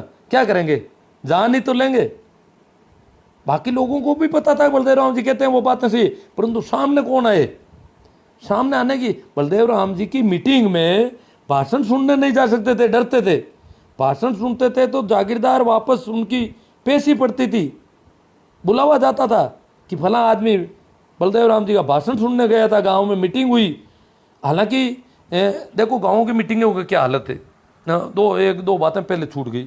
पहले तो जोधपुर की जो मीटिंग हुई उसके संबंध में गाँव में जो चर्चा हुई वो मुझे बताई गई, जो पुराने आदमियों ने बताई वो बताता हूँ। कहते हैं कि गाँव में लोगों को जोधपुर की मीटिंग की समाचार चाहिए थे, तो कहते थे फला गांव में कोई गया है तो उस गांव में जाते, वहाँ से कहते आपके गांव में कहते हैं कोई जोधपुर गया मीटिंग में, क्या वहाँ गया तो उस आदमी से मिलते, उससे कहते कि आप जोधपुर में गए, क्या हुआ मीटिंग में, क्या बात हुई। ये भी जो उनके पास जाते थे वो भी जागरूक से जागरूक आदमी, सामान्य जन की तो कोई स्थिति नहीं, तो वो आदमी उनको जो मीटिंग के बारे में बताता तो उसका गला रुंध जाता कि दरबार बाब जी के बराबर जाट बैठे थे, बराबर की कुर्सियों पर बैठे थे, और ये बातें हुई थी। जो बातें हुई उस बातों को कहते उनका आंखों में आंसू आने लग जाते थे। इस प्रकार की वो एक खुशी का भाव था, खुशी में भी आंखों में आंसू आने लग जाते हैं। तो एक तो बहुत है। दूसरा, अब बलदेव राम जी जब मीटिंग करने गांव में आते, गांव में समाचार होता पहले, तो गांव वाले कहते कि बलदेव राम जी आएंगे, तो गांव वाले ध्यान रखते हैं कि ठाकुर के गढ़ में क्या हो रहा है, उनको पता है कि ठाकुर के गढ़ में भी पता चल जाता कि बलदेव राम जी आ रहे हैं। तो वो क्या करते थे, कुछ जंग लगी तलवारें और कुछ बंदूकें यूं लाके, बंदूक क्या कोई किसी प्रकार का खिल्ला लोह का पाइप खड़ा कर देते, गाँव वाले सोचते बंदूक है, तो वो इस प्रकार के वो उनके पास जो थे वो ला करके खड़े होते, कुछ सापे बांध करके यूं अमल लेकर के, अफीम लेकर के, और खेकारे करते बड़े बड़े। तो गांव वाले डर जाते कि बलदेव राम जी को मार देंगे ये लोग। तो गांव वाले चोरी छुपे जाते, ईद गांव से आएंगे, पैदल ही भागते उनके सामने और जाकर कहते बाप जी हमारे गांव में मत चलो। बलदेव राम जी ने क्या बात है कि नहीं आपने मार दे, आप मरिया पर माँ के अंदर हो जी, आप अगर मर गए तो फिर तो हमारे कुछ रहेगा नहीं। और गांव में हमारे इस प्रकार तैयारी हो गई है, वो सारे इकट्ठे हो गए हैं और मार देंगे आपको। फिर भी बलदेव राम जी नहीं रुकते, वो सामने ही जाते। हालांकि बलदेव राम जी के पास भी बंदूक होती थी और बंदूक भी उनकी थी स्पेशल थी, वो ऐसी बंदूक उनके पास थी नहीं और वो डरते भी नहीं थे। तो वो सारे खेंकारे करने वाले भी बलदेव राम जी आ जाते तो अंदर घुस के बैठ जाते थे, छू ही नहीं करते थे। कहते हैं कि गांव में कोई बलदेव राम जी के दरी बिछाने की व्यवस्था बहुत कम गांवों में, कोई खालसा गांवों में होती थी, दरी नहीं बिछाते थे। पानी पिलाने की व्यवस्था नहीं करते थे। गांव में से कोई चरी में पानी ले जा करके भाई बलदेव राम जी को पिला दूं तो ठाकुर के पास पैसी पड़ेगी तो लेने के देने पड़ जाएंगे। किस आदमी ने बलदेव राम जी की मीटिंग में पानी पिलाया। मीटिंग को सुनने आते थे, वो भी कहते हैं उनके सामने मुंह नहीं रखते थे, इधर दूर से जैसे कोई दूसरा काम कर रहे हैं, और इस प्रकार उनकी बातें सुनना चाहते थे कि वो कहते क्या है, उनकी बातें सुननी है और उस प्रकार काम करना है, इस प्रकार वो बातें सुनना चाहते थे। तो ऐसी मीटिंगें होती थी, बाद में बुलाते थे ठाकुर और परेशान करते थे लोगों को। ये इस प्रकार का सा माहौल था। फिर बलदेव राम जी ने मृत्युभोज का भी कहते, बच्चे पढ़ाने का कहते, किसान छात्राओं से भी शुरू हो गई थी उस समय तक, वहाँ बच्चों को भेजने का कहते, सारे वो उनकी तरफ से। और मृत्युभोज बंद करो, दूसरे जो काम कहते, मेरे दादाजी मुझे बताया करते थे, वो कहते थे बलदेव राम जी कहते थे हर काम अपने हाथ से करो, जैसे कटिंग करनी है तो खुद की कटिंग खुद कर लो, जो भी काम करना है अपने हाथ से करो। और इस प्रकार ये बंदे बंदा ये धंधे सभी छोड़ दो। जो कोई कहता मैं खाती हूँ, कोई नहीं, काम प्रत्येक तरह का काम प्रत्येक व्यक्ति को करना है, बंदे बंदा ये धंधे नहीं। और ये जो परंपरागत धंधे है ये घाटे के घर, नए धंधों की तलाश करनी है, ये धंधा छोड़ना पड़ेगा तुम्हें और हाथ से काम करो। और किसी भी प्रकार का काम हल्का और भारी नहीं होता है, ये नहीं है नीची जाती रहो। उन्होंने कहा मुझे बताओ मरा हुआ जानवर, मैं डाल के बताता हूं आपको। तो मेरे दादाजी कहते थे बलदेव राम जी इस प्रकार के देते थे कि मरे हुए जानवर को मैं डाल दूंगा, पर लोग उनको बताते नहीं थे। मरा हुआ होता गांव में जानवर तो भी उनको नहीं बताते थे कि बलदेव राम जी हाथ लगा देंगे उसके, इतने लोग यूं। और क्योंकि उन्होंने तो बिना किसी जाति पाति के सभी को, किसान छात्राओं सभी का, मतलब पूरे ग्रामीण क्षेत्र का वो चाहते थे कि शिक्षा फैले और ये लोग नए धंधे करें। तो इस प्रकार का उनका आंदोलन था। इसके संबंध में और जो बातें मैंने एक दो सी सुनी, जैसे इसी संबंध में भाई कहते थे जीवन राम जी जाजड़ा से मेरी मुलाकात हुई शिणोद में, कुछ साल 2 साल अभी और मिल के आया उनसे। तो वो कहते थे कि मैं बिल्कुल छोटा था उस समय, अब तो वो बुजुर्ग है। वो कहते मैं छोटा था परंतु मैंने बलदेव राम जी का भाषण सुना, हड़ तो चलाना लग गया था, परंतु उससे सुना तो मैंने घर में आकर के लड़ाई करनी शुरू कर दी कि मैं तो पढ़ूंगा। वो रोज घर से अपने बाप से, बाप के पढ़ी जरा खाएगा ही, तू पढ़ेगा, तू सबसे बड़ा है, हड़ चलाने लायक हुआ है, तू पढ़ेगा तो खाएंगे क्या, तू कहीं खाए पढ़ी जरा। अब उनके धुन हो गई, बलदेव राम जी ने कहा, और वो रोज घर वालों से करते मैं पढ़ूंगा, तू खाएगा ही पढ़ी जरा, क्योंकि सभी काम करते थे, सबका पेट भरता था।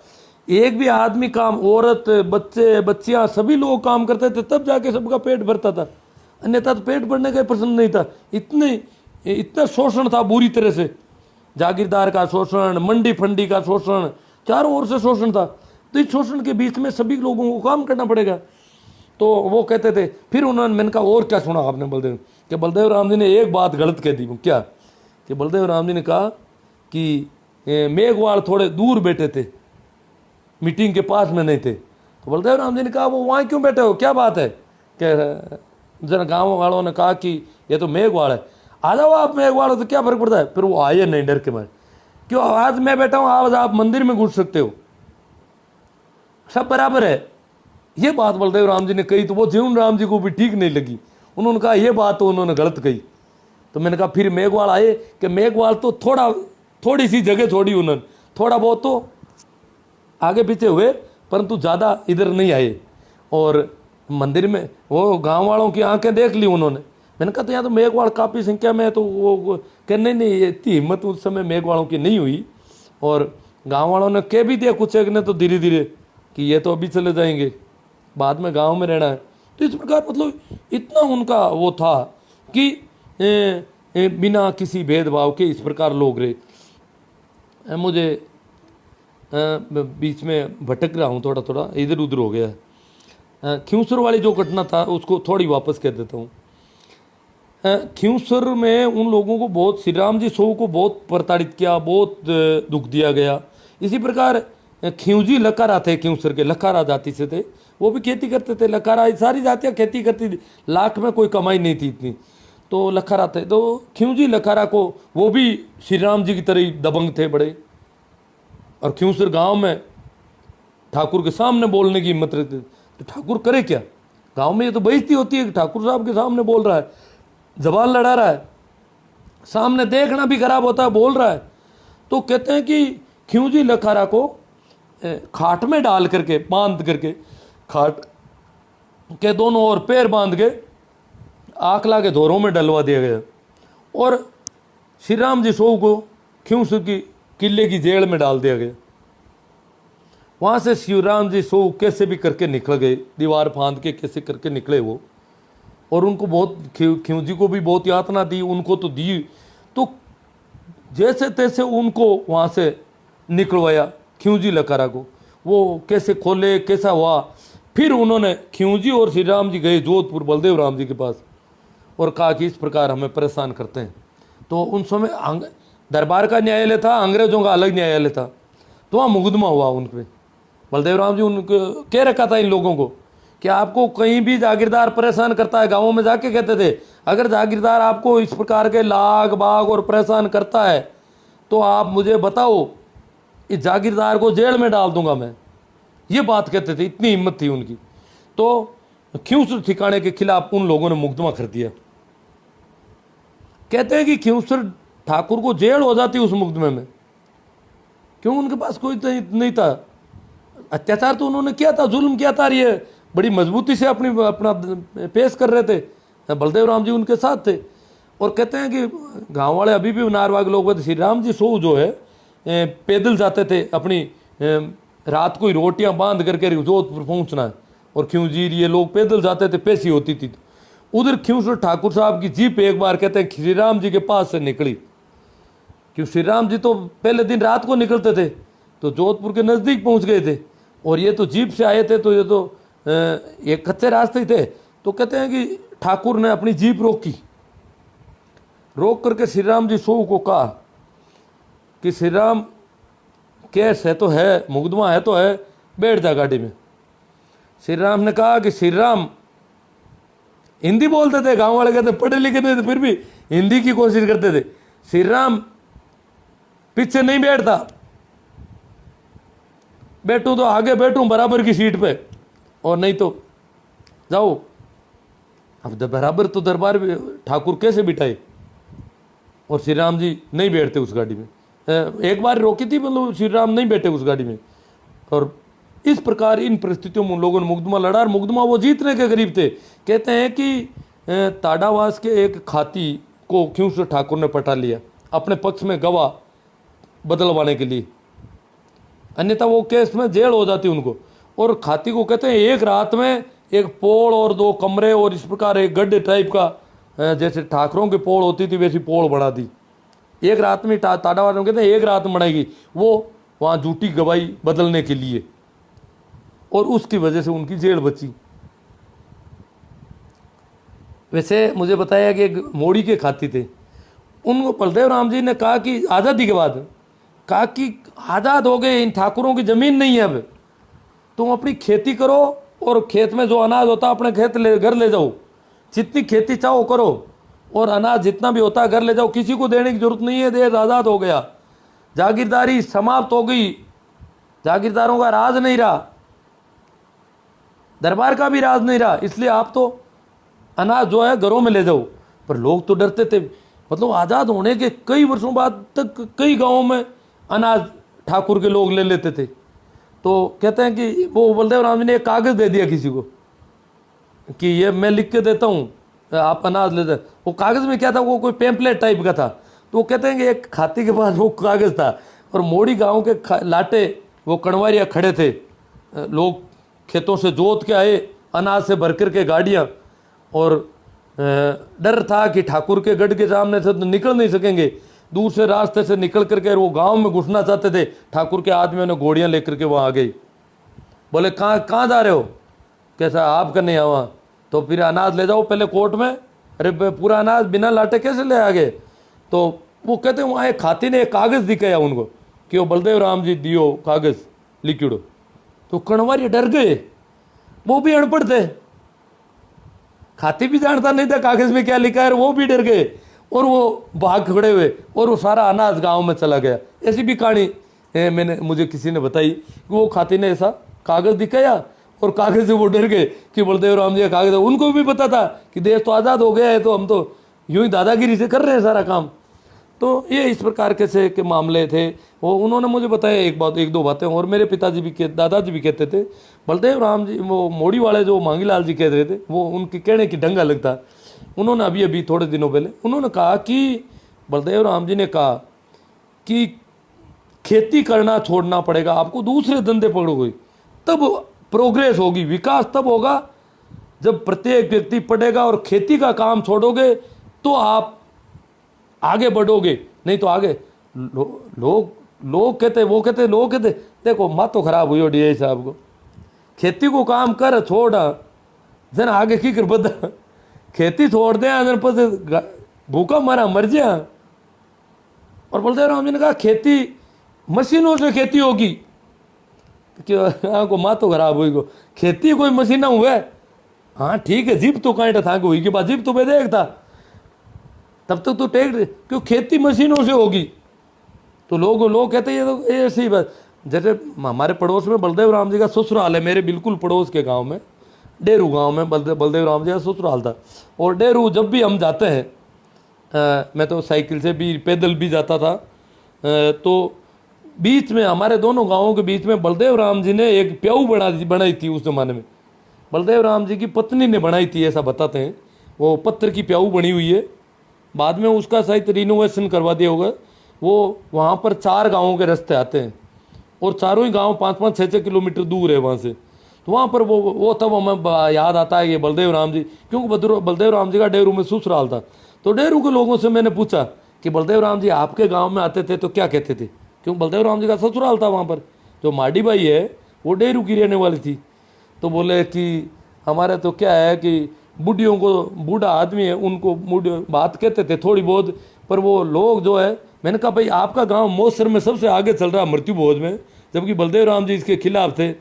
कि वो बलदेव राम जी तो कहते थे पर लोग बलदेव राम जी की ये बात तो मानते नहीं, दूसरी बातें भी ज़्यादा नहीं मानते थे कि बलदेव राम जी यूँ ही करे। बलदेव राम जी कहते थे मशीनों से खेती होगी, ये होगा वो होगा, बच्चों को पढ़ाना पड़ेगा, अनपढ़ की कदर नहीं रहेगी, बिल्कुल सब बच्चे पढ़ेंगे, लड़कियां भी पढ़ेगी, ऐसे कहते थे। तो लोगों को ये होता लड़कियां भी पढ़ेगी, वो तो लड़कियों को पढ़ने का जब वो कहते थे लोग होते इस बार भैंस पढ़ेगी क्या, मतलब लड़कियों को तो बकरियों के भैंसों के बराबर समझते थे, वो लड़की कैसे पढ़ लगी, मतलब लोगों को समझ में नहीं आती है बातें। इस प्रकार की बहुत प्रोग्रेसिव बातें वो कहते। और उनमें वो कहते थे ये और सब बातें तो उनकी हो गई जैसा उन्होंने कहा, ज़्यादा ही हो गई। पर एक बात वो उन्होंने कहा कि ये ज़मीन आपके पास ज़मीन नहीं रहेगी, वो नहीं हुई अभी, वो अभी होनी है। भूमि अधिग्रहण वाले आ गए हैं, व्यापारी शिकंजा कस रहे हैं देश की सत्ता पर, और धीरे धीरे वो ज़मीन निकल जाएगी हाथों से किसानों के। वो एक काम बाकी है, वो बता रहे थे, मांगीलाल जी कह रहे थे। और तो बलदेव राम जी की सब बातें सही हुई पे क्यों जमी थांगन कौन रे वेली, थांगन जमी छोड़े ला कौन लोग। मारवाड़ी में अच्छा लगता, पर हो सकता है कुछ लोगों को समझ में कम आए। तो ये कुछ बातें हो सकता है मेरी छूट गई हो, कुछ हो गई हो, जितनी करना चाहता था काफ़ी बातें हो गई है शायद। अच्छा यही रहेगा, क्योंकि एक फ़ोन बार बार आ रहा है, अच्छा यही रहेगा कि अब मैं आपके प्रश्नों को, आपके जो कमेंट आए उन पे चर्चा करूं, क्योंकि शायद लाइव सेशन काफ़ी लंबा चल पड़ा है। मारवाड़ी का काफ़ी लोग कहते हैं आपको हिंदी समझ में आ रही, तो मैं सोच रहा हूँ चलने दो यही। कुछ ऐसे लोग हैं जो कहते हैं कि मारवाड़ी हमारे समझ में नहीं आ रही है, ये दिक्कत हो जाती है कई बार। अब मैं कमेंट ही लेना शुरू कर रहा हूँ आपके सीधे से। आराम से बैठ जाऊँ। तो एक तो सबसे बहुत ज़्यादा लोग आ रहे हैं और बहुत ज़्यादा लोगों ने इसमें सहयोग दिया है। ज़्यादा से ज़्यादा मेरे हिसाब से आप शेयर भी करेंगे, वो सारा करेंगे। और जो मेरा फेसबुक पेज पेज तो अब अभी मेरा ज़्यादा नहीं चल रहा है, मेरी यूट्यूब है चैनल है, उसको भी ज़्यादा से ज़्यादा लोग सब्सक्राइब करें और उसमें कमेंट वगैरह करें थोड़े, इससे हेल्प करने के लिए ये अब मुहिम आगे बढ़ाएं अपन। तो अब मैं कमेंट ले रहा हूँ आपके। बाड़मेर से चौधरी रामदयान जी, हाँ थे जी बाल गजेंद्र जी अटीला, सर आज की कहानी हमें बहुत ही रोचक लगी, बहुत बहुत धन्यवाद आपको, ऐसी ऐतिहासिक कहानियाँ सुनाया करें। गजेंद्र जी अटीले नागड़ी से है शायद, तो इन्होंने कहा कि बहुत बहुत धन्यवाद और अच्छी लगी कहानी, ऐसी ऐतिहासिक कहानियाँ। क्रांतिकारी लाइव है बलदेव जी कह रहे हैं। हाँ बातें हैं वो, देखो उन परिस्थितियों में वो लोग रहे थे। सराहनीय कदम राजू जी खदाव। तो हाँ बुरा राम जी कप्तान, तो बुरा राम जी एक तो कप्तान साहब थे बोड़वा गांव में नागौर में, पेड़ाद सिंह जी, पेड़ाद राम जी, वो बुरा राम जी भाई थे, पर वो थोड़े उस समय के। आप किस गांव में कप्तान बता रहे हैं? गणपत जी डीडोना साइड में कहीं, अम्बापा डीडोना होंगे, पर वो कप्तान उन बद्री राम जी की उम्र के होंगे लगभग, उससे कम के होंगे। सेकेंड वर्ल्ड वार में काफ़ी लोग थे गाँव में, गाँव के, जो उस समय थोड़ी बहुत पढ़ाई करके नौकरी में चले गए थे।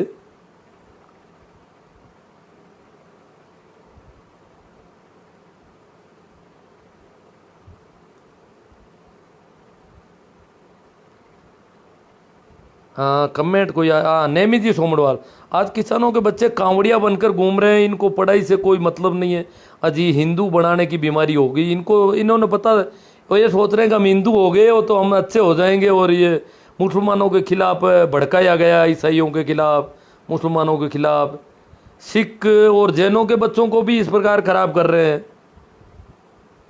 ये बड़ा जो हिंदुत्ववादी लोगों का इस देश में होना बहुत बड़ा दुर्भाग्य है। सन 77 में से पहले ही ओशो ने कह दिया था कि भारतीय राजनीति, भारत की सत्ता हिंदुत्ववादी लोगों के हाथों में जा रही है धीरे धीरे। ये बहुत बड़ा दुर्भाग्य होगा इस देश का। तो ये बच्चे कांवड़िए बन गए। ऐसे एजुकेशन संस्थान है, शारदा बाल जैसे गंदे स्कूल है, जिन्होंने बहुत बच्चों को, गाँव के बच्चों को खराब किया है। बलदेव राम जी कहते हैं ज़्यादा से ज़्यादा शेयर करो योदय साथियों। बलदेव चौधरी, बलदेव जी कह रहे हैं किसान कमेरा वर्ग के क्रांतिकारी विचारक जिंदाबाद। ठीक मैं तो क्या जिंदाबाद है, वो तो मेरे कोई ज़्यादा काम नहीं आती, पर खैर इनके भाव है, देखो भाव हो जाता है, ये भाव भर गए। जो बातें सुनी, डाकू वाली बातचीत बीच में छूट गई। हाँ डाकुओं ने जो किए थे उस पर थोड़ी और चर्चा कर लेते हैं अपना, चलो। अटिला जी कहते हैं तो डाकुओं ने जैसे मेरे पांचाराम जी के पास साथ हमला, अशोक के पांचाराम जी भाकल थे, वो बलदेव राम जी की टीम के एक तरह से आदमी, टीम के तो क्या, टीम में तो गुल्ला राम जी वो लोग माने जाएंगे, रामदान जी वगैरह, परंतु गांव में रह करके जागीरदार से सामना करना, अशोक ठाकुर भी बहुत दबंग थे, और उनसे सामना करने की बात कर लेना ये छोटी बात नहीं थी। तो इस प्रकार के लोग थे। तो कहते हैं कि उनको मारने के प्रयास हुए कई बार, एक दो बार गोलियां भी इधर उधर चली। हमारे हीरा राम जी को तो आज़ादी के बाद में गोलियां चली और गोलियां लगी, परंतु फिर भी वो उसके काफ़ी बाद में मरे। हीरा राम जी चौधरी जो मेरे गांव के थे, उनका वो बड़े दबंग आदमी थे सब। कहते हैं कि शंकवास ठाकुर ठिकाना भी बहुत बड़ा था पुराने ज़माने में। तो कहते हैं कि शंकवास का ठाकुर जोधपुर दरबार का होम मिनिस्टर होता था, गृह मंत्री शंकवास का ठाकुर होता था। तो शंकवास का ठिकाना भी काफ़ी बड़ा था। तो वहाँ पे उन्होंने एक कोई पंचायती के लिए मीटिंग बुलाई, 4 चौधरियों को बुलाया कि इलाके के 4 प्रमुख चौधरियों को, जाटों को बुलाया जाए। तो उसमें हीरा राम जी कहते हैं साइकिल लेकर के वहाँ गए थे। तो उस समय हीरा राम जी के पास साइकिल थी, जागीरदारी के ज़माने में भी। तो वो जो बहुत ज़्यादा आगे के आदमी थे। तो हीरा राम जी कहते हैं कि वहाँ गए तो शंकवास ठाकुर साहब के जो आसन लगा हुआ था, कुर्सी थी, उसके बराबर एक बहुत बड़ी कुर्सी और थी, उस पर जाकर के हीरा राम जी बैठ गए। तो शंकर ठाकुर को बड़ा यूं लगा कि ये क्या बात है, क्या मैं कोई सपना देख रहा हूं, या आदमी कैसे बैठ गए यहाँ आकर के। तो उसने पूछा आप, क्या मैं हीरा राम चौधरी बाकरोत। अरे हीरा राम जी चौधरी, आप यहाँ कुर्सी पर कैसे बैठे। तो बोले मुझे बुलाया था आपने, आपने निमंत्रण दिया था हम लोगों को, तो आपको तो पंचायती करने के लिए बुलाया था, ये कुर्सी मोड़ी ठाकुर साहब के लिए है। बोले पंचायती कैसे होगी फिर, अगर हम लोग वहाँ नीचे बैठे थे 2-3 चौधरी। हीरा राम जी ने कहा हम लोग वहाँ बैठेंगे तो आपकी हाँ में हाँ मिलाएंगे, आप आदेश करोगे, वो पंचायती कैसे होगी। ये तो आदेश, जो आप आदेश करोगे उनकी हाँ भरवाने के लिए बुलाया क्या हमें। पंचायती होगी तो बराबर बैठ के होगी, आप इतने ऊपर बैठे हो, ये नीचे 4 आदमियों को बिठा दिया और कह रहे हैं पंचायती कर रहे हैं, वो तो वहाँ से आदेश होंगे और यहाँ मानने होंगे। मतलब एक ये भी एक मानसिकता होती है कि इस प्रकार अगर आप ऊपर बैठोगे और ये इतने नीचे बैठेंगे तो ये समान विचारधारा से विचार विमर्श नहीं हो पाएगा ये। तो हीरा राम जी इस बात को जानते थे अच्छी तरह से, तो ये मानसिक रूप से दबाव होगा नीचे बैठने वालों पर, ये पंचायती नहीं हो रही है। तो हीरा राम जी ने सीधा इतने बड़े ठाकुर को सीधा सीधा कह दिया। तो कहते हैं कि शंकवार ठाकुर को खुद को नीचे आके बैठना पड़ा हीरा राम जी के सामने, क्योंकि उस ठाकुर को भी पता था कि हम ये तो डर बनाए रखने के लिए इस प्रकार का ये प्रोटोकॉल काम में लेते हैं, ताकि लोग इस प्रकार रहे, अलग थलग पड़े रहे। तो इस प्रकार का मामला था। और भी कुछ बातें करेंगे बाद में, देखो कुछ मैं देखता हूँ लंबा हो गया सेशन। दोनों समझ में आ रही, मतलब मारवाड़ी थोड़ी आकर्षक होती है। जो मैं मारवाड़ी बोलता हूँ तो मतलब बिल्कुल बहुत गहराई से बोलता हूँ, फिर ठीक जैसी सुनिए वैसी कह देता हूँ, तो लोगों को बड़ा मज़ा ज़्यादा आता है। पर मज़ा इसलिए ख़राब करना पड़ रहा है कि उन लोगों को भी पता चले कि जो नहीं समझ पा रहे हैं। ईश्वर जी सारण को ज़बरदस्त लगा आज का लाइव गुरु जी। मुकेश जी भाकल JNU से, जोधपुर से। मुकेश तो हाँ भाखरोद का ही है, तो JNU में पढ़ता है इसलिए लिखा हुआ है। आज बलदेव राम जी की बातें बहुत अच्छी लगी। चलो, रेवंत राम शिला, महिला को बराबर का दिलाने व बाबा साहब का अहम योगदान। बाबा साहब तो उन्होंने संविधान बनाया था, तो संविधान बनाने में जो आदमी थे तो वो तो बाबा साहब का तो रोल है ही, पूरा संविधान उन्हीं का रोल है। हालांकि बाद में देखो किसानों को जमीन दिलाने में बलदेव राम जी का बहुत बड़ा आज एक जाति के पास जमीन है। जमीन कहाँ थी, जमीन का अगर देखो आप अचरज करोगे, जमीन पहले सिर्फ राजपूतों के पास थी। आज़ादी से पहले सिर्फ राजपूतों के पास जमीन थी मारवाड़ में। मैं मारवाड़ तक की बात करूं, आगे क्यों जाऊं, आगे नहीं जाऊंगा। तो मारवाड़ में केवल राजपूतों के नाम थी, बाकी जातियों के नाम जमीन इंच पर भी नहीं थी। हम लोग क्या थे, इनके कर्षक थे। तो कर्षक थे तो हम उस गांव में रह जाते थे और उनके खेतों को बोते थे, उसमें से आधा अनाज वो ले जाता, आधा हमारे रह जाता और हमारा पेट भर जाता। तो जमीन हमारी नहीं थी। और कहते हैं कि गांव में कोई जाट या दूसरी जाति का आदमी मकान बनाने की बात करता, थोड़ी से पक्का पत्थर ला करके मिट्टी से थोड़ा पत्थर खड़े करता, तो कणवारिया वगैरह पूछते कि इनके पेड़ा है गए नीचे, इसके टाई पहिए हैं क्या नीचे, कैसा पेड़ा तो कोने, तो यहाँ तुम्हारा कोई पक्का पट्टा है क्या, तू यहाँ मकान बना रहा है, यहाँ रहने कौन देगा, कल जागीरदार निकाल देगा तो निकलना पड़ेगा, क्योंकि वो तो उनकी कृपा पर ही उस गांव में रहते थे। जागीरदार की इच्छा के बिना गांव में एक दिन भी कोई आदमी रह नहीं सकता था, क्योंकि सारा गांव उसके पट्टे में था, सारा गांव उसकी जागीर था, उसकी जमीन थी पूरी, वो मालिक था, भूस्वामी था उस जमीन का। बाकी गांव के लोगों के पास 1 इंच भी जमीन थी।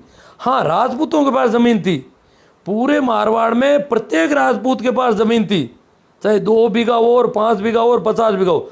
राजपूतों के लिए दरबार की तरफ से छूट थी कि राजपूत अपने भरण पोषण के लिए खेती करें खेतों में, और उनसे कोई एक दाना भी नहीं लेगा, खेती करें और खाएं। तो राजपूतों के लिए अलग ज़मीन थी, परंतु बाकी किसी जाति के लोगों को अलग ज़मीन नहीं थी। हाँ, जागीरदार 90% से ज़्यादा राजपूत थे, 90 से क्या थे, 95% से ज़्यादा राजपूत थे।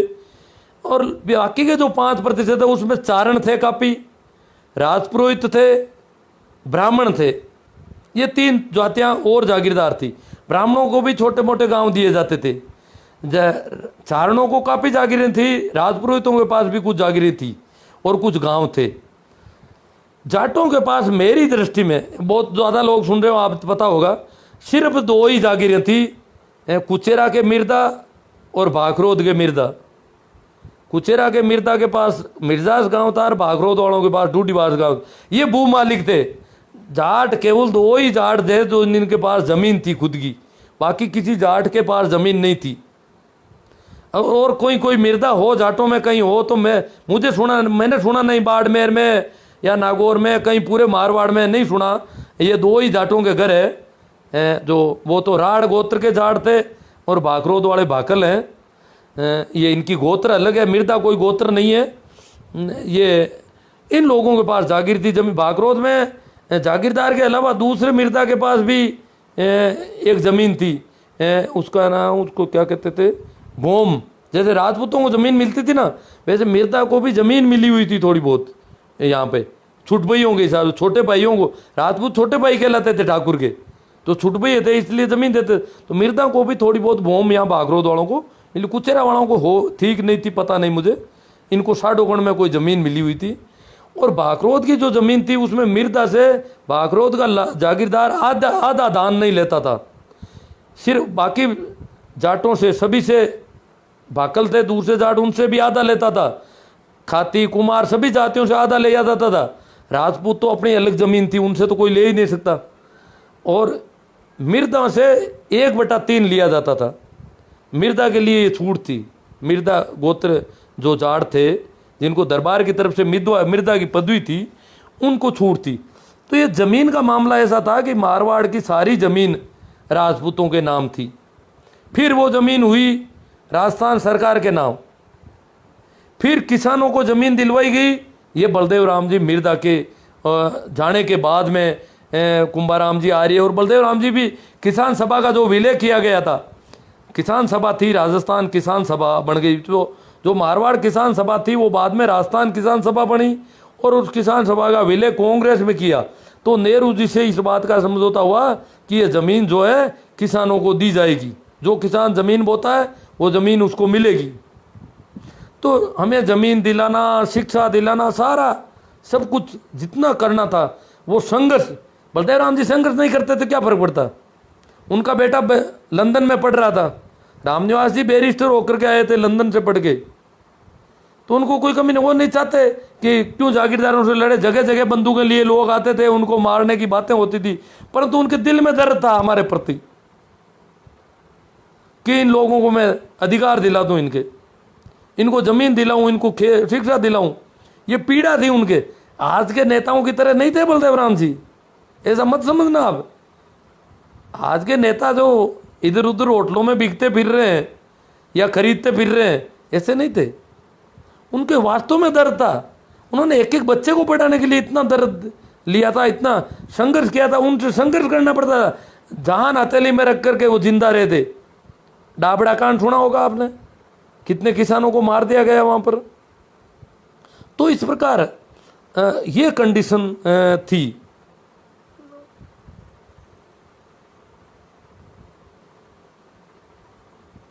लाख रुपए की जाटनी खेत कमाने जाए, 1 रुपये की मेला बेटी खावे, ऐसी ऐसी बातें कर समझा।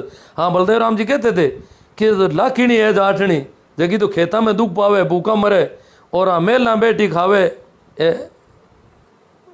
रोटियां बा खावे, कमावे खावे बा। तो इस प्रकार समझाते थे लोगों को। वो भाई अनिल कुमार जी बिश्नोई कहते, वो कौन से नेता थे जिन्होंने एक कलेक्टर को फ़ोन करके हाईवे को बंद करवा दिया क्योंकि उस रोड पर मारवाड़ राजस्थान के कुछ लोग गायों को लेकर जा रहे थे। भाई ये मुझे तो पूरा तो पक्का नहीं, नाथूराम जी के बारे में ऐसा कहते हैं कि उन्होंने ऐसा किया। यार कोई कलेक्टर डरपोक था तो उसने हाईवे को ही बंद कर दिया। ईश्वर राम जी सारण कहते हैं बलदेव राम जी की बातें मेरे दादाजी भी सुनाया करते थे। तो इनके दादाजी तो माने हुए सरपंच थे उस इलाके के, और काफ़ी समझदार आदमी थे, ज़्यादा जानकारियाँ थे उनके पास काफ़ी, यहाँ इस इलाके के समझदार लोगों में थे अमरा राम जी सरपंच। कैलाश जी ताडा खाते गांव, आपकी बात अच्छी लगी। कैलाश ताडा तहसील खाते गांव, जिला देवास मध्य प्रदेश। अब जो देवास मध्य प्रदेश से जो सुन रहे हैं उनको मारवाड़ी में दिक्कत आ जाती है। ये लोग ताडा है गए हुए यहाँ से हो सकते हैं, परंतु अब इनको मारवाड़ी समझ में नहीं आती है, क्योंकि जब ये पूरा का पूरा वहाँ पर दूसरे लोगों के साथ दूसरी भाषा सीखनी पड़ती है वहाँ। अनिल कुमार बिश्नोई, थे कौन हो सा हिंदू हो या कोई और? नहीं भाई, हम तो नहीं है हिंदू वगैरह कुछ भी, हम तो आदमी है केवल। जाट कह सकते हो हमें आप। हिंदू तो ये मुसलमानों के द्वारा दी गई गाली है, हम कैसे एक्सेप्ट करें इसको? ये तो गाली दी गई हमें कि हिंदू है मतलब जाहिल लोग हैं, बेवकूफ़ हैं, मूर्ख हैं। बीरबल राम साहब, आपकी सोच को सलाम। ठीक साहब। भाई महेंद्र सिंह जी बालिया बलायरा, मेरे दादाजी बातें कह रहे हैं कि बलदेव राम जी बाड़मेर के तिलवाड़ा पशु मेले में मीटिंग लेते थे, तब लोग रात को मीटिंग में जाते थे और दिन में जागीरदारों से डर के कारण नहीं जा पाते थे।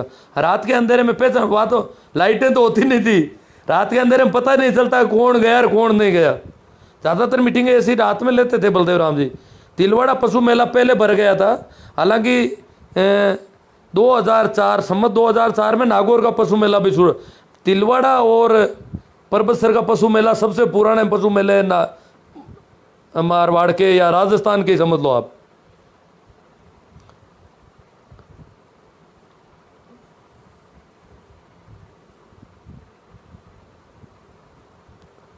भाई बाल किशन जी जा जरा जेल से, आप जैसे कम ही मिलेंगे जो इतनी ज्ञान की बातें बताने के लिए। अब मिलने के आपसे सीधी बात हो रही है, मिलने की सुविधा हो गई तो बातें कर रहे हैं अपने क्या। बाकी ऐसी बातें और भी बहुत लोग कहेंगे आपको, आप कहीं सुनोगे।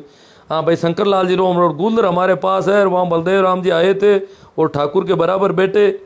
हाँ गुलर में, हाँ ठाकुर के बराबर वो तो बैठ सकते, वो तो दरबार की तरफ से डीआईजी थे, पुलिस के बहुत बड़े अधिकारी थे, तो ठाकुर को डर लगता था ना बलदेव राम जी से। तो गांव वाले डरते थे कि ये बहुत ज़्यादा खड़े हो गए, खेंकारे कर रहे हैं, अमल लिए हुए हैं, कहीं मार नहीं दे किसी को। अब ये कमेंट पता नहीं कहाँ जा रहे हैं। सर कहते हैं अरे डाकुओं के बारे में अभी बताओ सर, अभी 500 लोग सुन रहे हैं। हाँ सुन तो रहे हैं, पर मैं डाकू तो क्या बताओ, बाहर निकले हुए लोग थे जी। लूटा भी था, जैसे मेरे पड़ोस में गांव लूटा था, मेढ़ास गांव छोटा गांव था, और मेढ़ास और इधर ये कालियास ये कुछ गांव है, काली ज़मीन थी और बहुत अधिक पैदावार होती थी, बहुत ज़्यादा पैसे वाले गांव माने जाते थे। सबसे ज़्यादा गहने वहाँ की औरतों के पास होते थे, और उस ज़माने में सबसे ज़्यादा पक्के मकान ही होते थे। वैसे हमारा गांव भी उनमें शामिल है। मेरा गांव थोड़ा बड़ा था मेढ़ास की वजह से बजाय, बाकी मेरे गांव में भी काली ज़मीन थी, गेहूँ की पैदावार होती थी, इसलिए हमारे गाँव में भी जैसे अगर थली में इधर मरुस्थल में देखेंगे तो जाटों के पास तो पक्के मकान। अभी मैं जब स्कूल में नौकरी करने लगा तो एक स्कूल का बिल्डिंग ही थी, बाकी सारे झोंपड़े थे गाँव में करीब करीब ढाणियों में। तो पर हमारे गांव में तो आज से 150 साल पहले भी 2-2 मंजिल तक के मकान थे। तो कालियास के पास मेढ़ास गांव, उसमें गांव में गेहना बहुत ज़्यादा था, ज़मीन बहुत उपजाऊ थी और गेहूँ होता था, छोटा गांव था। तो चिमनिया नाम का डाकू आया था, इसी कहानी कहते हैं। तो चिमनिया और उसके साथी आ गए, वो तो एक तलवार या नकली बंदूक भी दिखाते थे, गाँव वाले तो डर जाते थे। अब कौन उसको पकड़े और कौन उसको कब्जे करे, कई जगह लोग इनकी बंदूकें भी कोस लेते थे, हिम्मतवर लोग, और क्या करें, वैसे ही मरना ही है तो और क्या करें। तो चिमनिया गांव ने कहते हैं उस मेढ़ास गांव को लूटा था, और कहते हैं तेल में गांव के बीच में भट्टी लगाई और तेल डाला कड़ाव में और गर्म किया उसको, तेल उपान पर आ गया तलने के बिंदु पर, जब तला जा सकता है कुछ, तो फिर लोगों को बुलाया कि भाई धन जो भी है वो लाके। तो कहते हैं कि लोग जो है अपना गहना जो भी है वो ला करके वहाँ दे दिया कुछ, और कुछ घरों में घर घर गए वो लोग, तो घरों में स्त्रियों ने सारे गहने खोल के दे दिए उनको। बहुत ज़्यादा गहना लूटा गया उस गांव में, और पूरे गांव को ऐसे छोटे गांव को इस प्रकार लूट सकते, बाकी तो वो एक एक ढाणी और एक एक घर को लूटते थे कि ये गांव संपन्न घर है उसको लूटना है। बाकी पूरे गांव को तो मेढास को लूटा था। और कहते हैं कि वो कड़ाव में तेल का छींटा उछालते किसानों की तरफ तो फपोले पड़ जाते, तो डर के मारे घर से ला करके वो गहना उनको दे देते। एक गांव में, उस पूरे गांव में एक घर में कहीं धन रह भी गया, ये भी कहानी कहते हैं। वो क्या कि वो थैली भरी हुई कहीं भूल गए किसी के घर में, उनको भी ध्यान नहीं रहता था कितना इकट्ठा किया और कितना नहीं किया। इस प्रकार की ये कहानियाँ, अब ज़्यादा तो मुझे क्या याद आएगी अभी, किसानों मार करने वाले मसीहा मिर्दा साहब थे। हाँ मिर्दा साहब तो थे साहब, उन्होंने अपना हमारे लिए किया था। वास्तव में उनको कोई राजनीति नहीं करना, उनको एमएलए बनना नहीं था, हमारे वोट नहीं चाहिए थे। वो हमारे सामने आज के राजनेताओं की तरह भीख मांगने नहीं आते थे, इसीलिए तो वो मृत्यु भोज के खिलाफ खुलकर बोलते थे। हाँ गीत तो वो है बलदेवा राजकुमार बोमली जाटानी, बलदेव जी चौधरी भारतीय हैं, नागपुरी संतरे के लट बजाने वाले बेचारे के। हाँ वो हिंदू वाला जवाब उनका दे रहे हैं विष्णु जी का। 500 से ऊपर लोग देख रहे हैं, आप तो 600 से भी ऊपर चल रहे हैं। अपना रास्ता देखो, पतली गली निकल जाओ नागपुरी संतरों। और यार बहुत नाराज हो रहे हैं ना विष्णु जी पर बलदेव जी। हाँ ये नागपुर वाली बीमारी हमारे बहुत ज़्यादा हो गई। मेरे यहाँ नेटवर्क समस्या क्या है, बीच में फ़ोन आ रहे थे शायद, अब नहीं है। नेटवर्क समस्या होती तो इतने लोग नहीं जुड़ते, थोड़ी बहुत हो सकती है। हाँ खालसा क्या था ये पूछा जा रहा है। खालसा उस गांव को कहते थे जिसमें जागीरदार नहीं होता था और उसका रेवेन्यू दरबार के पास जाता था सीधा जमीन का। कहानियाँ हैं, जैसे एक गांव खालसा है तो लोग क्या करते थे, खालसा गांव के में जो अपनी पैदावार होती थी उसको रात को गाड़ियों में भर के चोरी करते थे किसान, गाड़ियों में भर के। और नहीं खालसा गांव में क्या करते थे, खालसा गांव में फ्री था खालसा गांव तो वहाँ तो पैसे देने पड़ते थे। जागीरदार के गांव का जो था वो खालसा गांव में रख देते थे। जागीरदार के गांव में पैदावार होती थी, जागीरदार यहाँ रहता नहीं, रखवाली रात को चोरी छिपे। हालांकि जागीरदार भी छापे लगाते थे अनाज पर, खलियान होते थे तो रोज शाम को जागीरदार के आदमी खलियानों में जाते और वहाँ पर काली राख होती थी, राख से छापा लगाते थे ताकि उस खलियान में जो अनाज पड़ा है उसको छेड़ेंगे तो छापा बिखर जाएगा।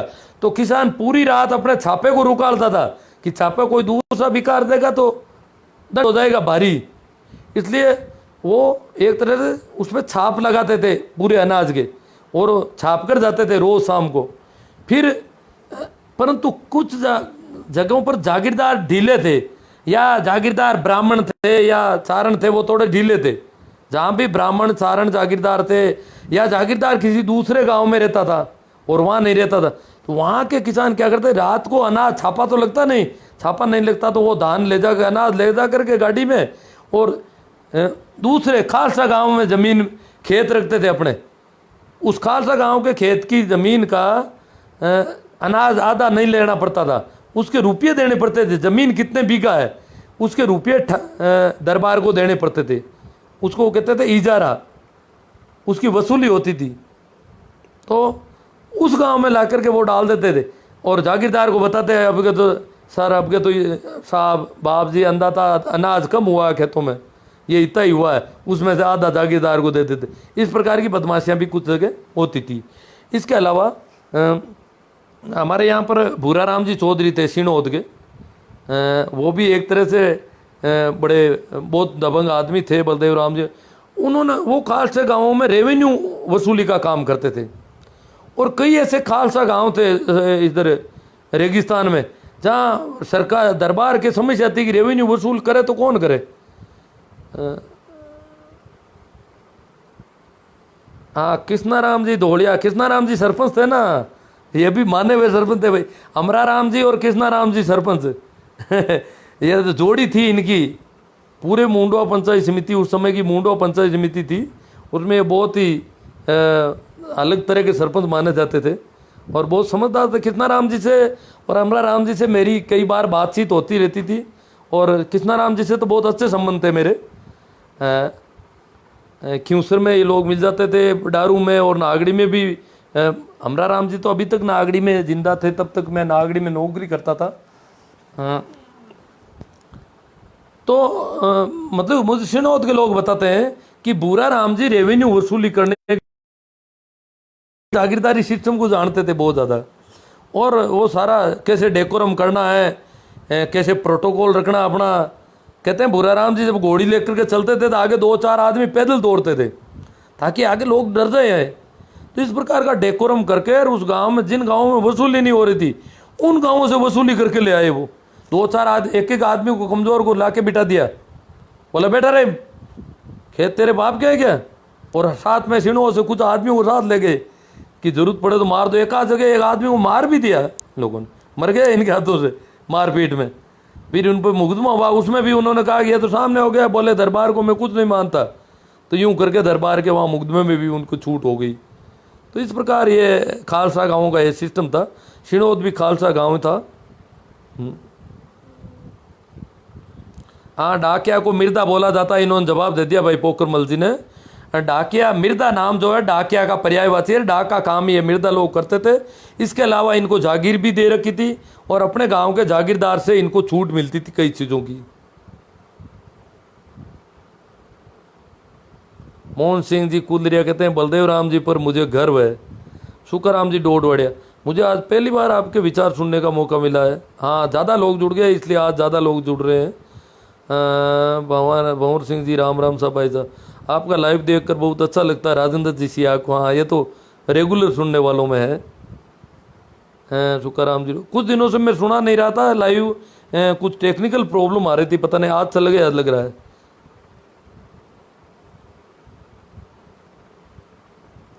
बोमली जाटा री आवाज, ये गाना तो बाद में जुड़ा और ये गाना गाया जाता था। गाना तो उसी पे जुड़ा कि बलदेव राम को राजकुमार डिक्ले, जैसे अवतारी भी कहते थे। लोगों ने कहा बलदेव राम तो राजा है, वैसे तो वो जागीरदार थे। जैसे हमारे इनको मुआवजा मिला उन गाँवों का। हमारे जो गाँव के जो पूसाराम जी थे उनको डूडीवास गांव का मुआवजा मिला था, चांदी के सिक्के मिले थे सरकार की तरफ से। जब इंदिरा गांधी ने प्रीव्यू पर खत्म किया तो मुआवजा दिया था इनको। और हमारे गांव में ही है वो जो उनके साथ थे हमारे श्री कृष्ण जी सेन है, वो मुझे बता रहे थे कि मैं उस मंगनी राम जी के साथ था, मंगनी राम जी को मेजर साहब को मुआवजा मिला और मैं जोधपुर पहुंचा के आया था, वो पे ही थी भरी हुई रुपयों से। जोधपुर नागौर कलेक्ट्रेट से मिला था मुआवजा, तो इनको ज़मीन का मुआवजा भी मिला था।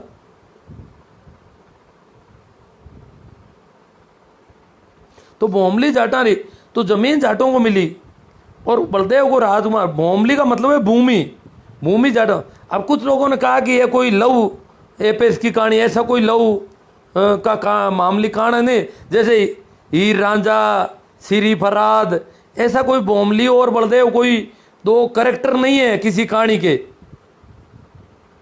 किसी प्रसंग से नहीं है। ये गाना इसी बात पे था कि बलदेव राम ने जमीन जो है जाटों को दिलवाने में बहुत मेहनत की। बुजुर्गों से आप और पूछोगे तो बहुत बातें मिलेगी आपको। मैं तो सुन नहीं पाता हूँ तो पूछूं क्या किसी से, मेरी तो ये दिक्कत है। आप तो बातचीत कर सकते हो किसी से भी। राजेंद्र जी, युवा आजकल के युवा जाट पता नहीं किस गलतफहमी में शिकार हैं जो बोलते रहते हैं कि मिर्दा ने हमको बर्बाद कर दिया। देखो बलदेव राम जी मिर्दा को तो कुछ कहा नहीं जा सकता, वो तो बिल्कुल कोई वोट नहीं, उनको आपने चुनाव हराया है। बलदेव राम जी पहला चुनाव हारे हैं, सन 52 का चुनाव लड़ा था बलदेव राम जी मिर्दा ने। मेड़ता पूर्व और मेड़ता पश्चिम 2 सीटें थी, मेड़ता पूर्व से लड़ा था शायद बलदेव राम में दे। वो आप अब तो सारा नेट पर उपलब्ध है, आप चुनाव के आंकड़े देखोगे तो पता चल जाएगा। तो उसमें बलदेव राम मिर्दा हार गए थे और कोई ठाकुर जीते थे और 2 जाट जीते थे पूरे राजस्थान में, शायद परशुराम मदेरणा और नाथूराम मिर्दा। ओशिया से परशुराम मदेरणा थे और हाँ पश्चिम से आ रहे थे बलदेव राम जी। मेड़ता पूर्व जो बाद में डेगाना सीट बनी, वहाँ से नाथूराम जी जीते थे। डेगाना उस समय नहीं थी, वो मेड़ता पूर्व सीट थी, डेगाना इलाका उसमें आता था पूरा ही।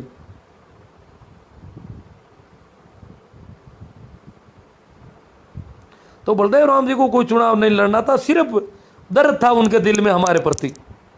ये गाँव के बेचारे खाना बदोश टाइप के लोग थे, भटक रहे थे, भूखे प्यासे, आंतड़ियाँ निकली हुई थी, हालत बहुत खराब थी, दशा देखने जैसी नहीं थी। तो बलदेव राम जी चाहते थे कि समय में बदलाव आ रहा है और इसके साथ मैं इन लोगों को कितना बदलाव में ले जाऊं, कितना समय के साथ इनको जोड़ दूं, कितना समय समाज की मुख्य धारा से ये लोग जुड़ चुके हैं।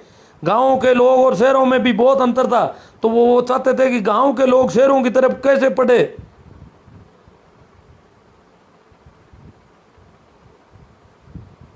हाँ, खालसा डायरेक्ट दरबार के अधीन में आ जाता था। हाँ सही है। हाँ, तो उसमें जमीन का रेवेन्यू रोकड़ देना पड़ता था, कैश पेमेंट।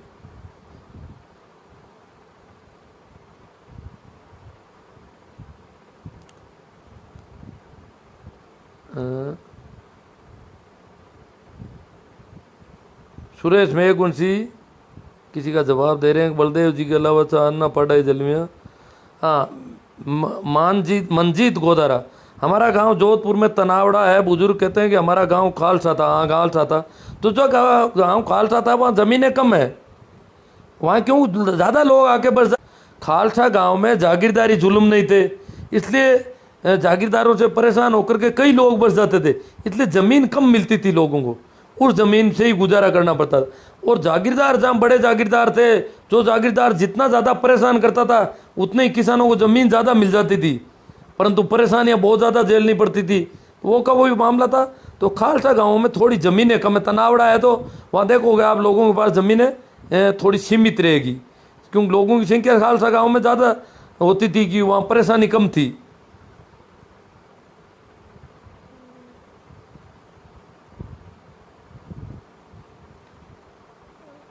हाँ, बिगोड़ी देनी पड़ती थी, जो बिगोड़ी नहीं दे पाता था उसको उस जमीन से बेदखल कर देते थे। हाँ सही है। जमीन तो ठाकुर की थी, वो सीधी दरबार की थी खालसा गांव की जमीन, किसी एक आदमी को पट्टा नहीं दे रखा था।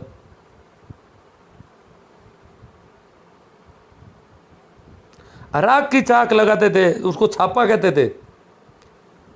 अनाज पर जो ये पूछ रहे हैं जैन जाट साहब, अनाज जो इकट्ठा होता था उस पर राख की छाप लगे।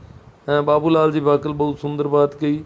सुरसुरा बीकानेर हमारा गांव खालसा था। हाँ कई गांव थे खालसा, बीकानेर क्षेत्र का था, फिर ये बीकानेर में आता था। बीकानेर का दरबार अलग था जोधपुर से।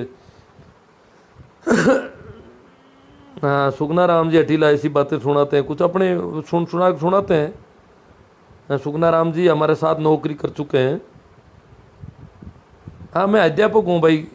सराना साहब भागचंद जी कीर पूछ रहे हैं, स्कूल टीचर। मिर्जा साहब डीडवाना कैसे पहुंच गए थे? मिर्जा साहब तो सब जगह ही जाते थे, पूरे मारवाड़ में घूमते थे वो तो। डीडवाना में मिर्जा साहब की मीटिंग के बाद हुआ क्या वो डाबड़ा कांड का मामला था, तो वहाँ किसान काफ़ी इकट्ठे हो रखे थे और पूसाराम जी कोई उनके घर पे हमला किया था जागीरदार के गुंडों ने। भागीर जी साहब, किसान चोरी नहीं करते चाहे भूखा आप सब कर लेते हैं, ऐसी कोई बात नहीं। एक मुझे कहानियाँ मैंने सुनी है वो मैं बताता हूँ। शंकर लाल जी रोम रोड, श्रीमान हमारा गांव में ठाकुर आज भी नहीं है, चौधरी का गांव है ढाडोता बरबसर। मैंने सुना है कि हमारे गांव के चौधरी ने घोड़ी पर जाकर पड़ोसी गांव के किसानों को अपना हक दिलवाया। आपको बहुत बहुत धन्यवाद, आपकी रोचक जानकारी दी। मैं पंजाब आर्मी से सुन रहा हूँ।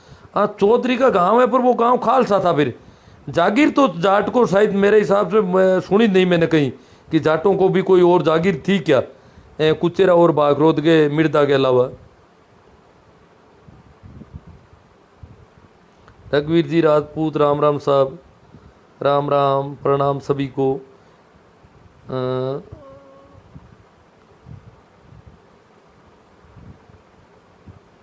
इस तरह जन जागरण करते रहो। रोज ही मैं तो काफ़ी बातें कर रहा हूँ। आज तो बलदेव राम जी की पुण्यतिथि थी तो मैंने कहा इस पर अपन बात कर लेते हैं। हाँ, तपस्वी महापुरुष मिर्दा जी, हाँ उनको तपस्वी भी कहते थे लोग, कुछ लोग संत भी कहते थे, कुछ महापुरुष महात्मा जो भी है।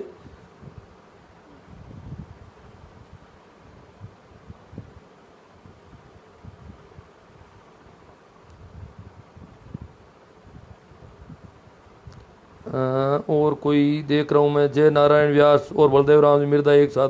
हाँ, जय नारायण जी व्यास तो स्वतंत्र रूप से आंदोलन चलाते थे।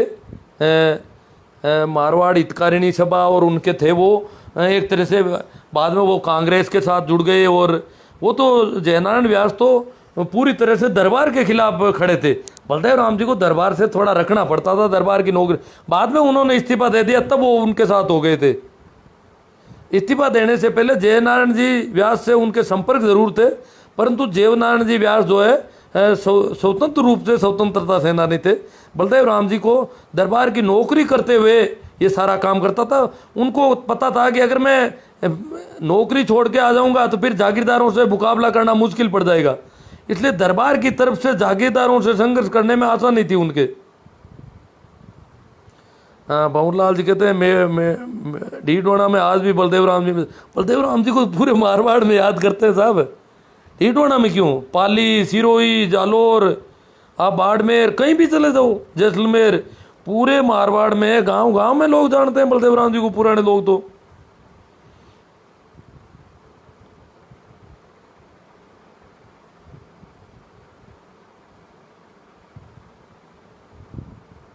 हाँ, विजय सिंह जी पत्तीकर, कईयों के नाम आ रहे हैं, सभी क्रांतिकारी लोग थे।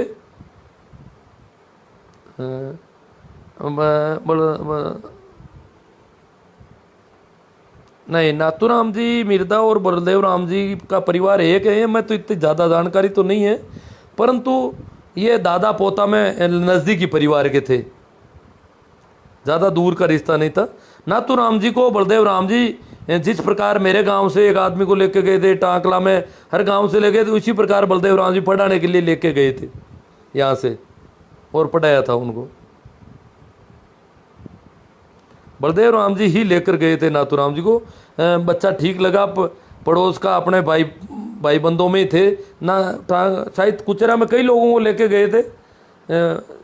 नाथूराम जी के बारे में यही सुना था हमने कि उनको भी लेके गए थे पकड़ के। बिल्कुल सही कहा गुरुदेव आपने। तो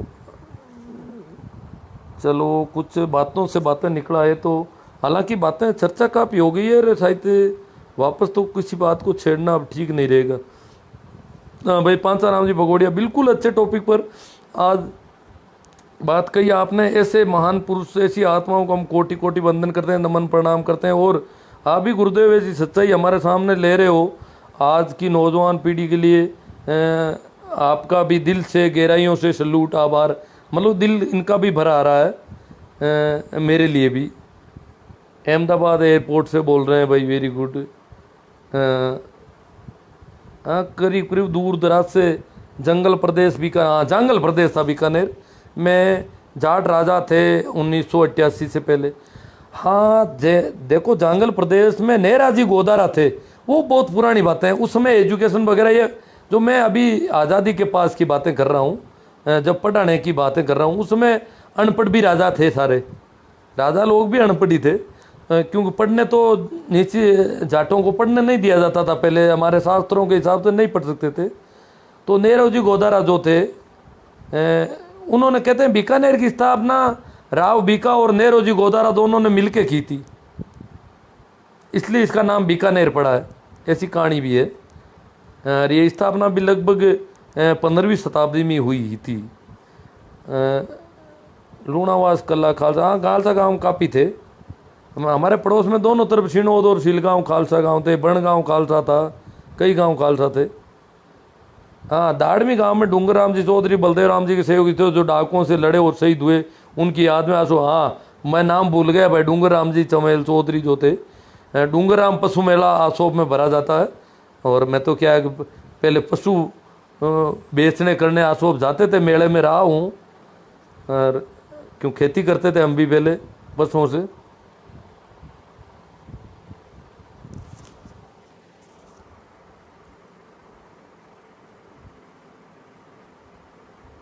BR मिर्दा के एहसान हमने नहीं, उन्होंने एहसान नहीं किया है, हम नहीं चुका सकते।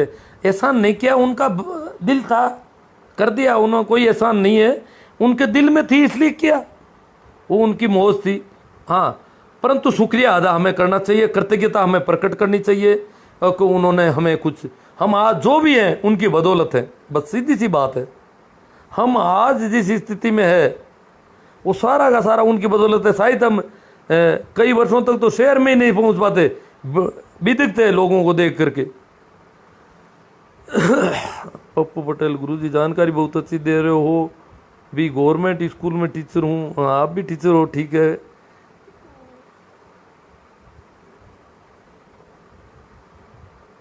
आज कमेंट ज़्यादा है, शायद सारे कमेंट तो दे ही नहीं पाऊंगा।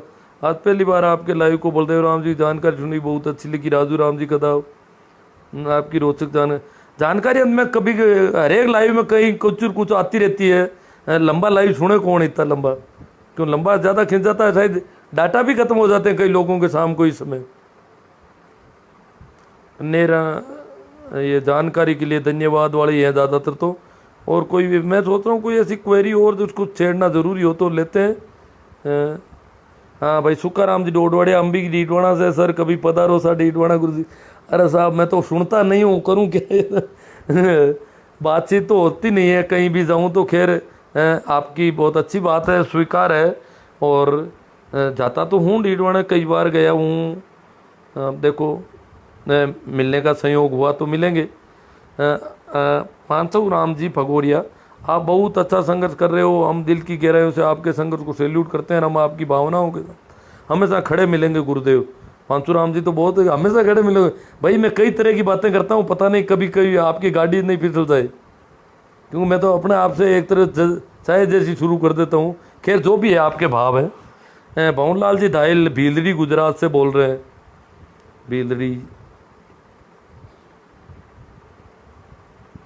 इंग्लिश वाले तो टाल ही दूँ, क्योंकि उन्हें मुश्किल होती है। हाँ, दाड़मी के एक चौधरी को महेंद्र जी वाला, वो डूंगर राम जी चौधरी थे दाड़मी के।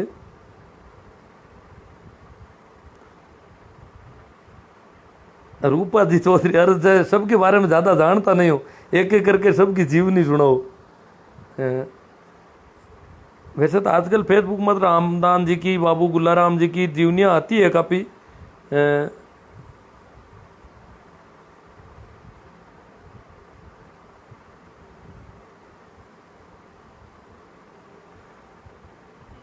कोटि कोटि प्रणाम, ये तो सब प्रणाम नमस्कार। चलो जो भी है, आप लोगों ने आज बहुत अच्छा सहयोग दिया। और शायद आज तो मेरे हिसाब से 15,000 से ज़्यादा लोग सुन रहे होंगे, व्यू हो गए होंगे। और आप ज़्यादातर लोग इस पर लाइक कमेंट और इसको शेयर करना, ये तो अब आपकी ड्यूटी है। और साथ ही मेरे जो यूट्यूब चैनल है उसको सब्सक्राइब करना। सब्सक्राइब करने से उसका प्रसारण बढ़ता है, तो इसमें कंजूसी नहीं बरतें आप। सब्सक्राइब ज़रूर करें। यूट्यूब चैनल का नाम ही शिवनारायणी नानिया, यही नाम है जो मेरी आईडी का है। और आज दिन में भी कई पोस्ट हैं, मैंने लिंक डाले हैं। ये स्टेटस पोस्ट में नीचे लिंक डालता हूँ, तो कुछ तो उस पोस्ट को पढ़ के ही उस पर कमेंट करते हैं। जिनको पता है वो लिंक क्लिक करते ही यूट्यूब पर मेरा संबंधित वीडियो आता है। तो वैसे वीडियो भी आप देखें और उसको सब्सक्राइब कर रहे हैं। और इस प्रकार ये आपका भी सहयोग होगा। आप देखो आज हम वो सस्ते में मीटिंग हो रही है हमारी बीच में। बलदेव राम जी को कितनी मेहनत करनी पड़ती थी, कैसे मीटिंग होती थी, आज हम साथ बैठे हैं। और इसमें भी बलदेव राम जी का योगदान। मैंने कहा ना, मैं जिस किसान छात्रावास में रहता था वो उन्हीं की देन थी। और जो व्यवस्थाएं उन्हीं की जगाई हुई जोत थी। नहीं तो जब मैं पढ़ने गया तब तक उस स्वरूप तक वो नहीं पहुंच पाती। उन्होंने तब पौधा लगाया, तब ये वट वृक्ष बने, इतने बड़े बड़े किसान छात्रावास बने। ठीक है, तो एक बार आप सबको प्रणाम, नमस्कार, राम राम।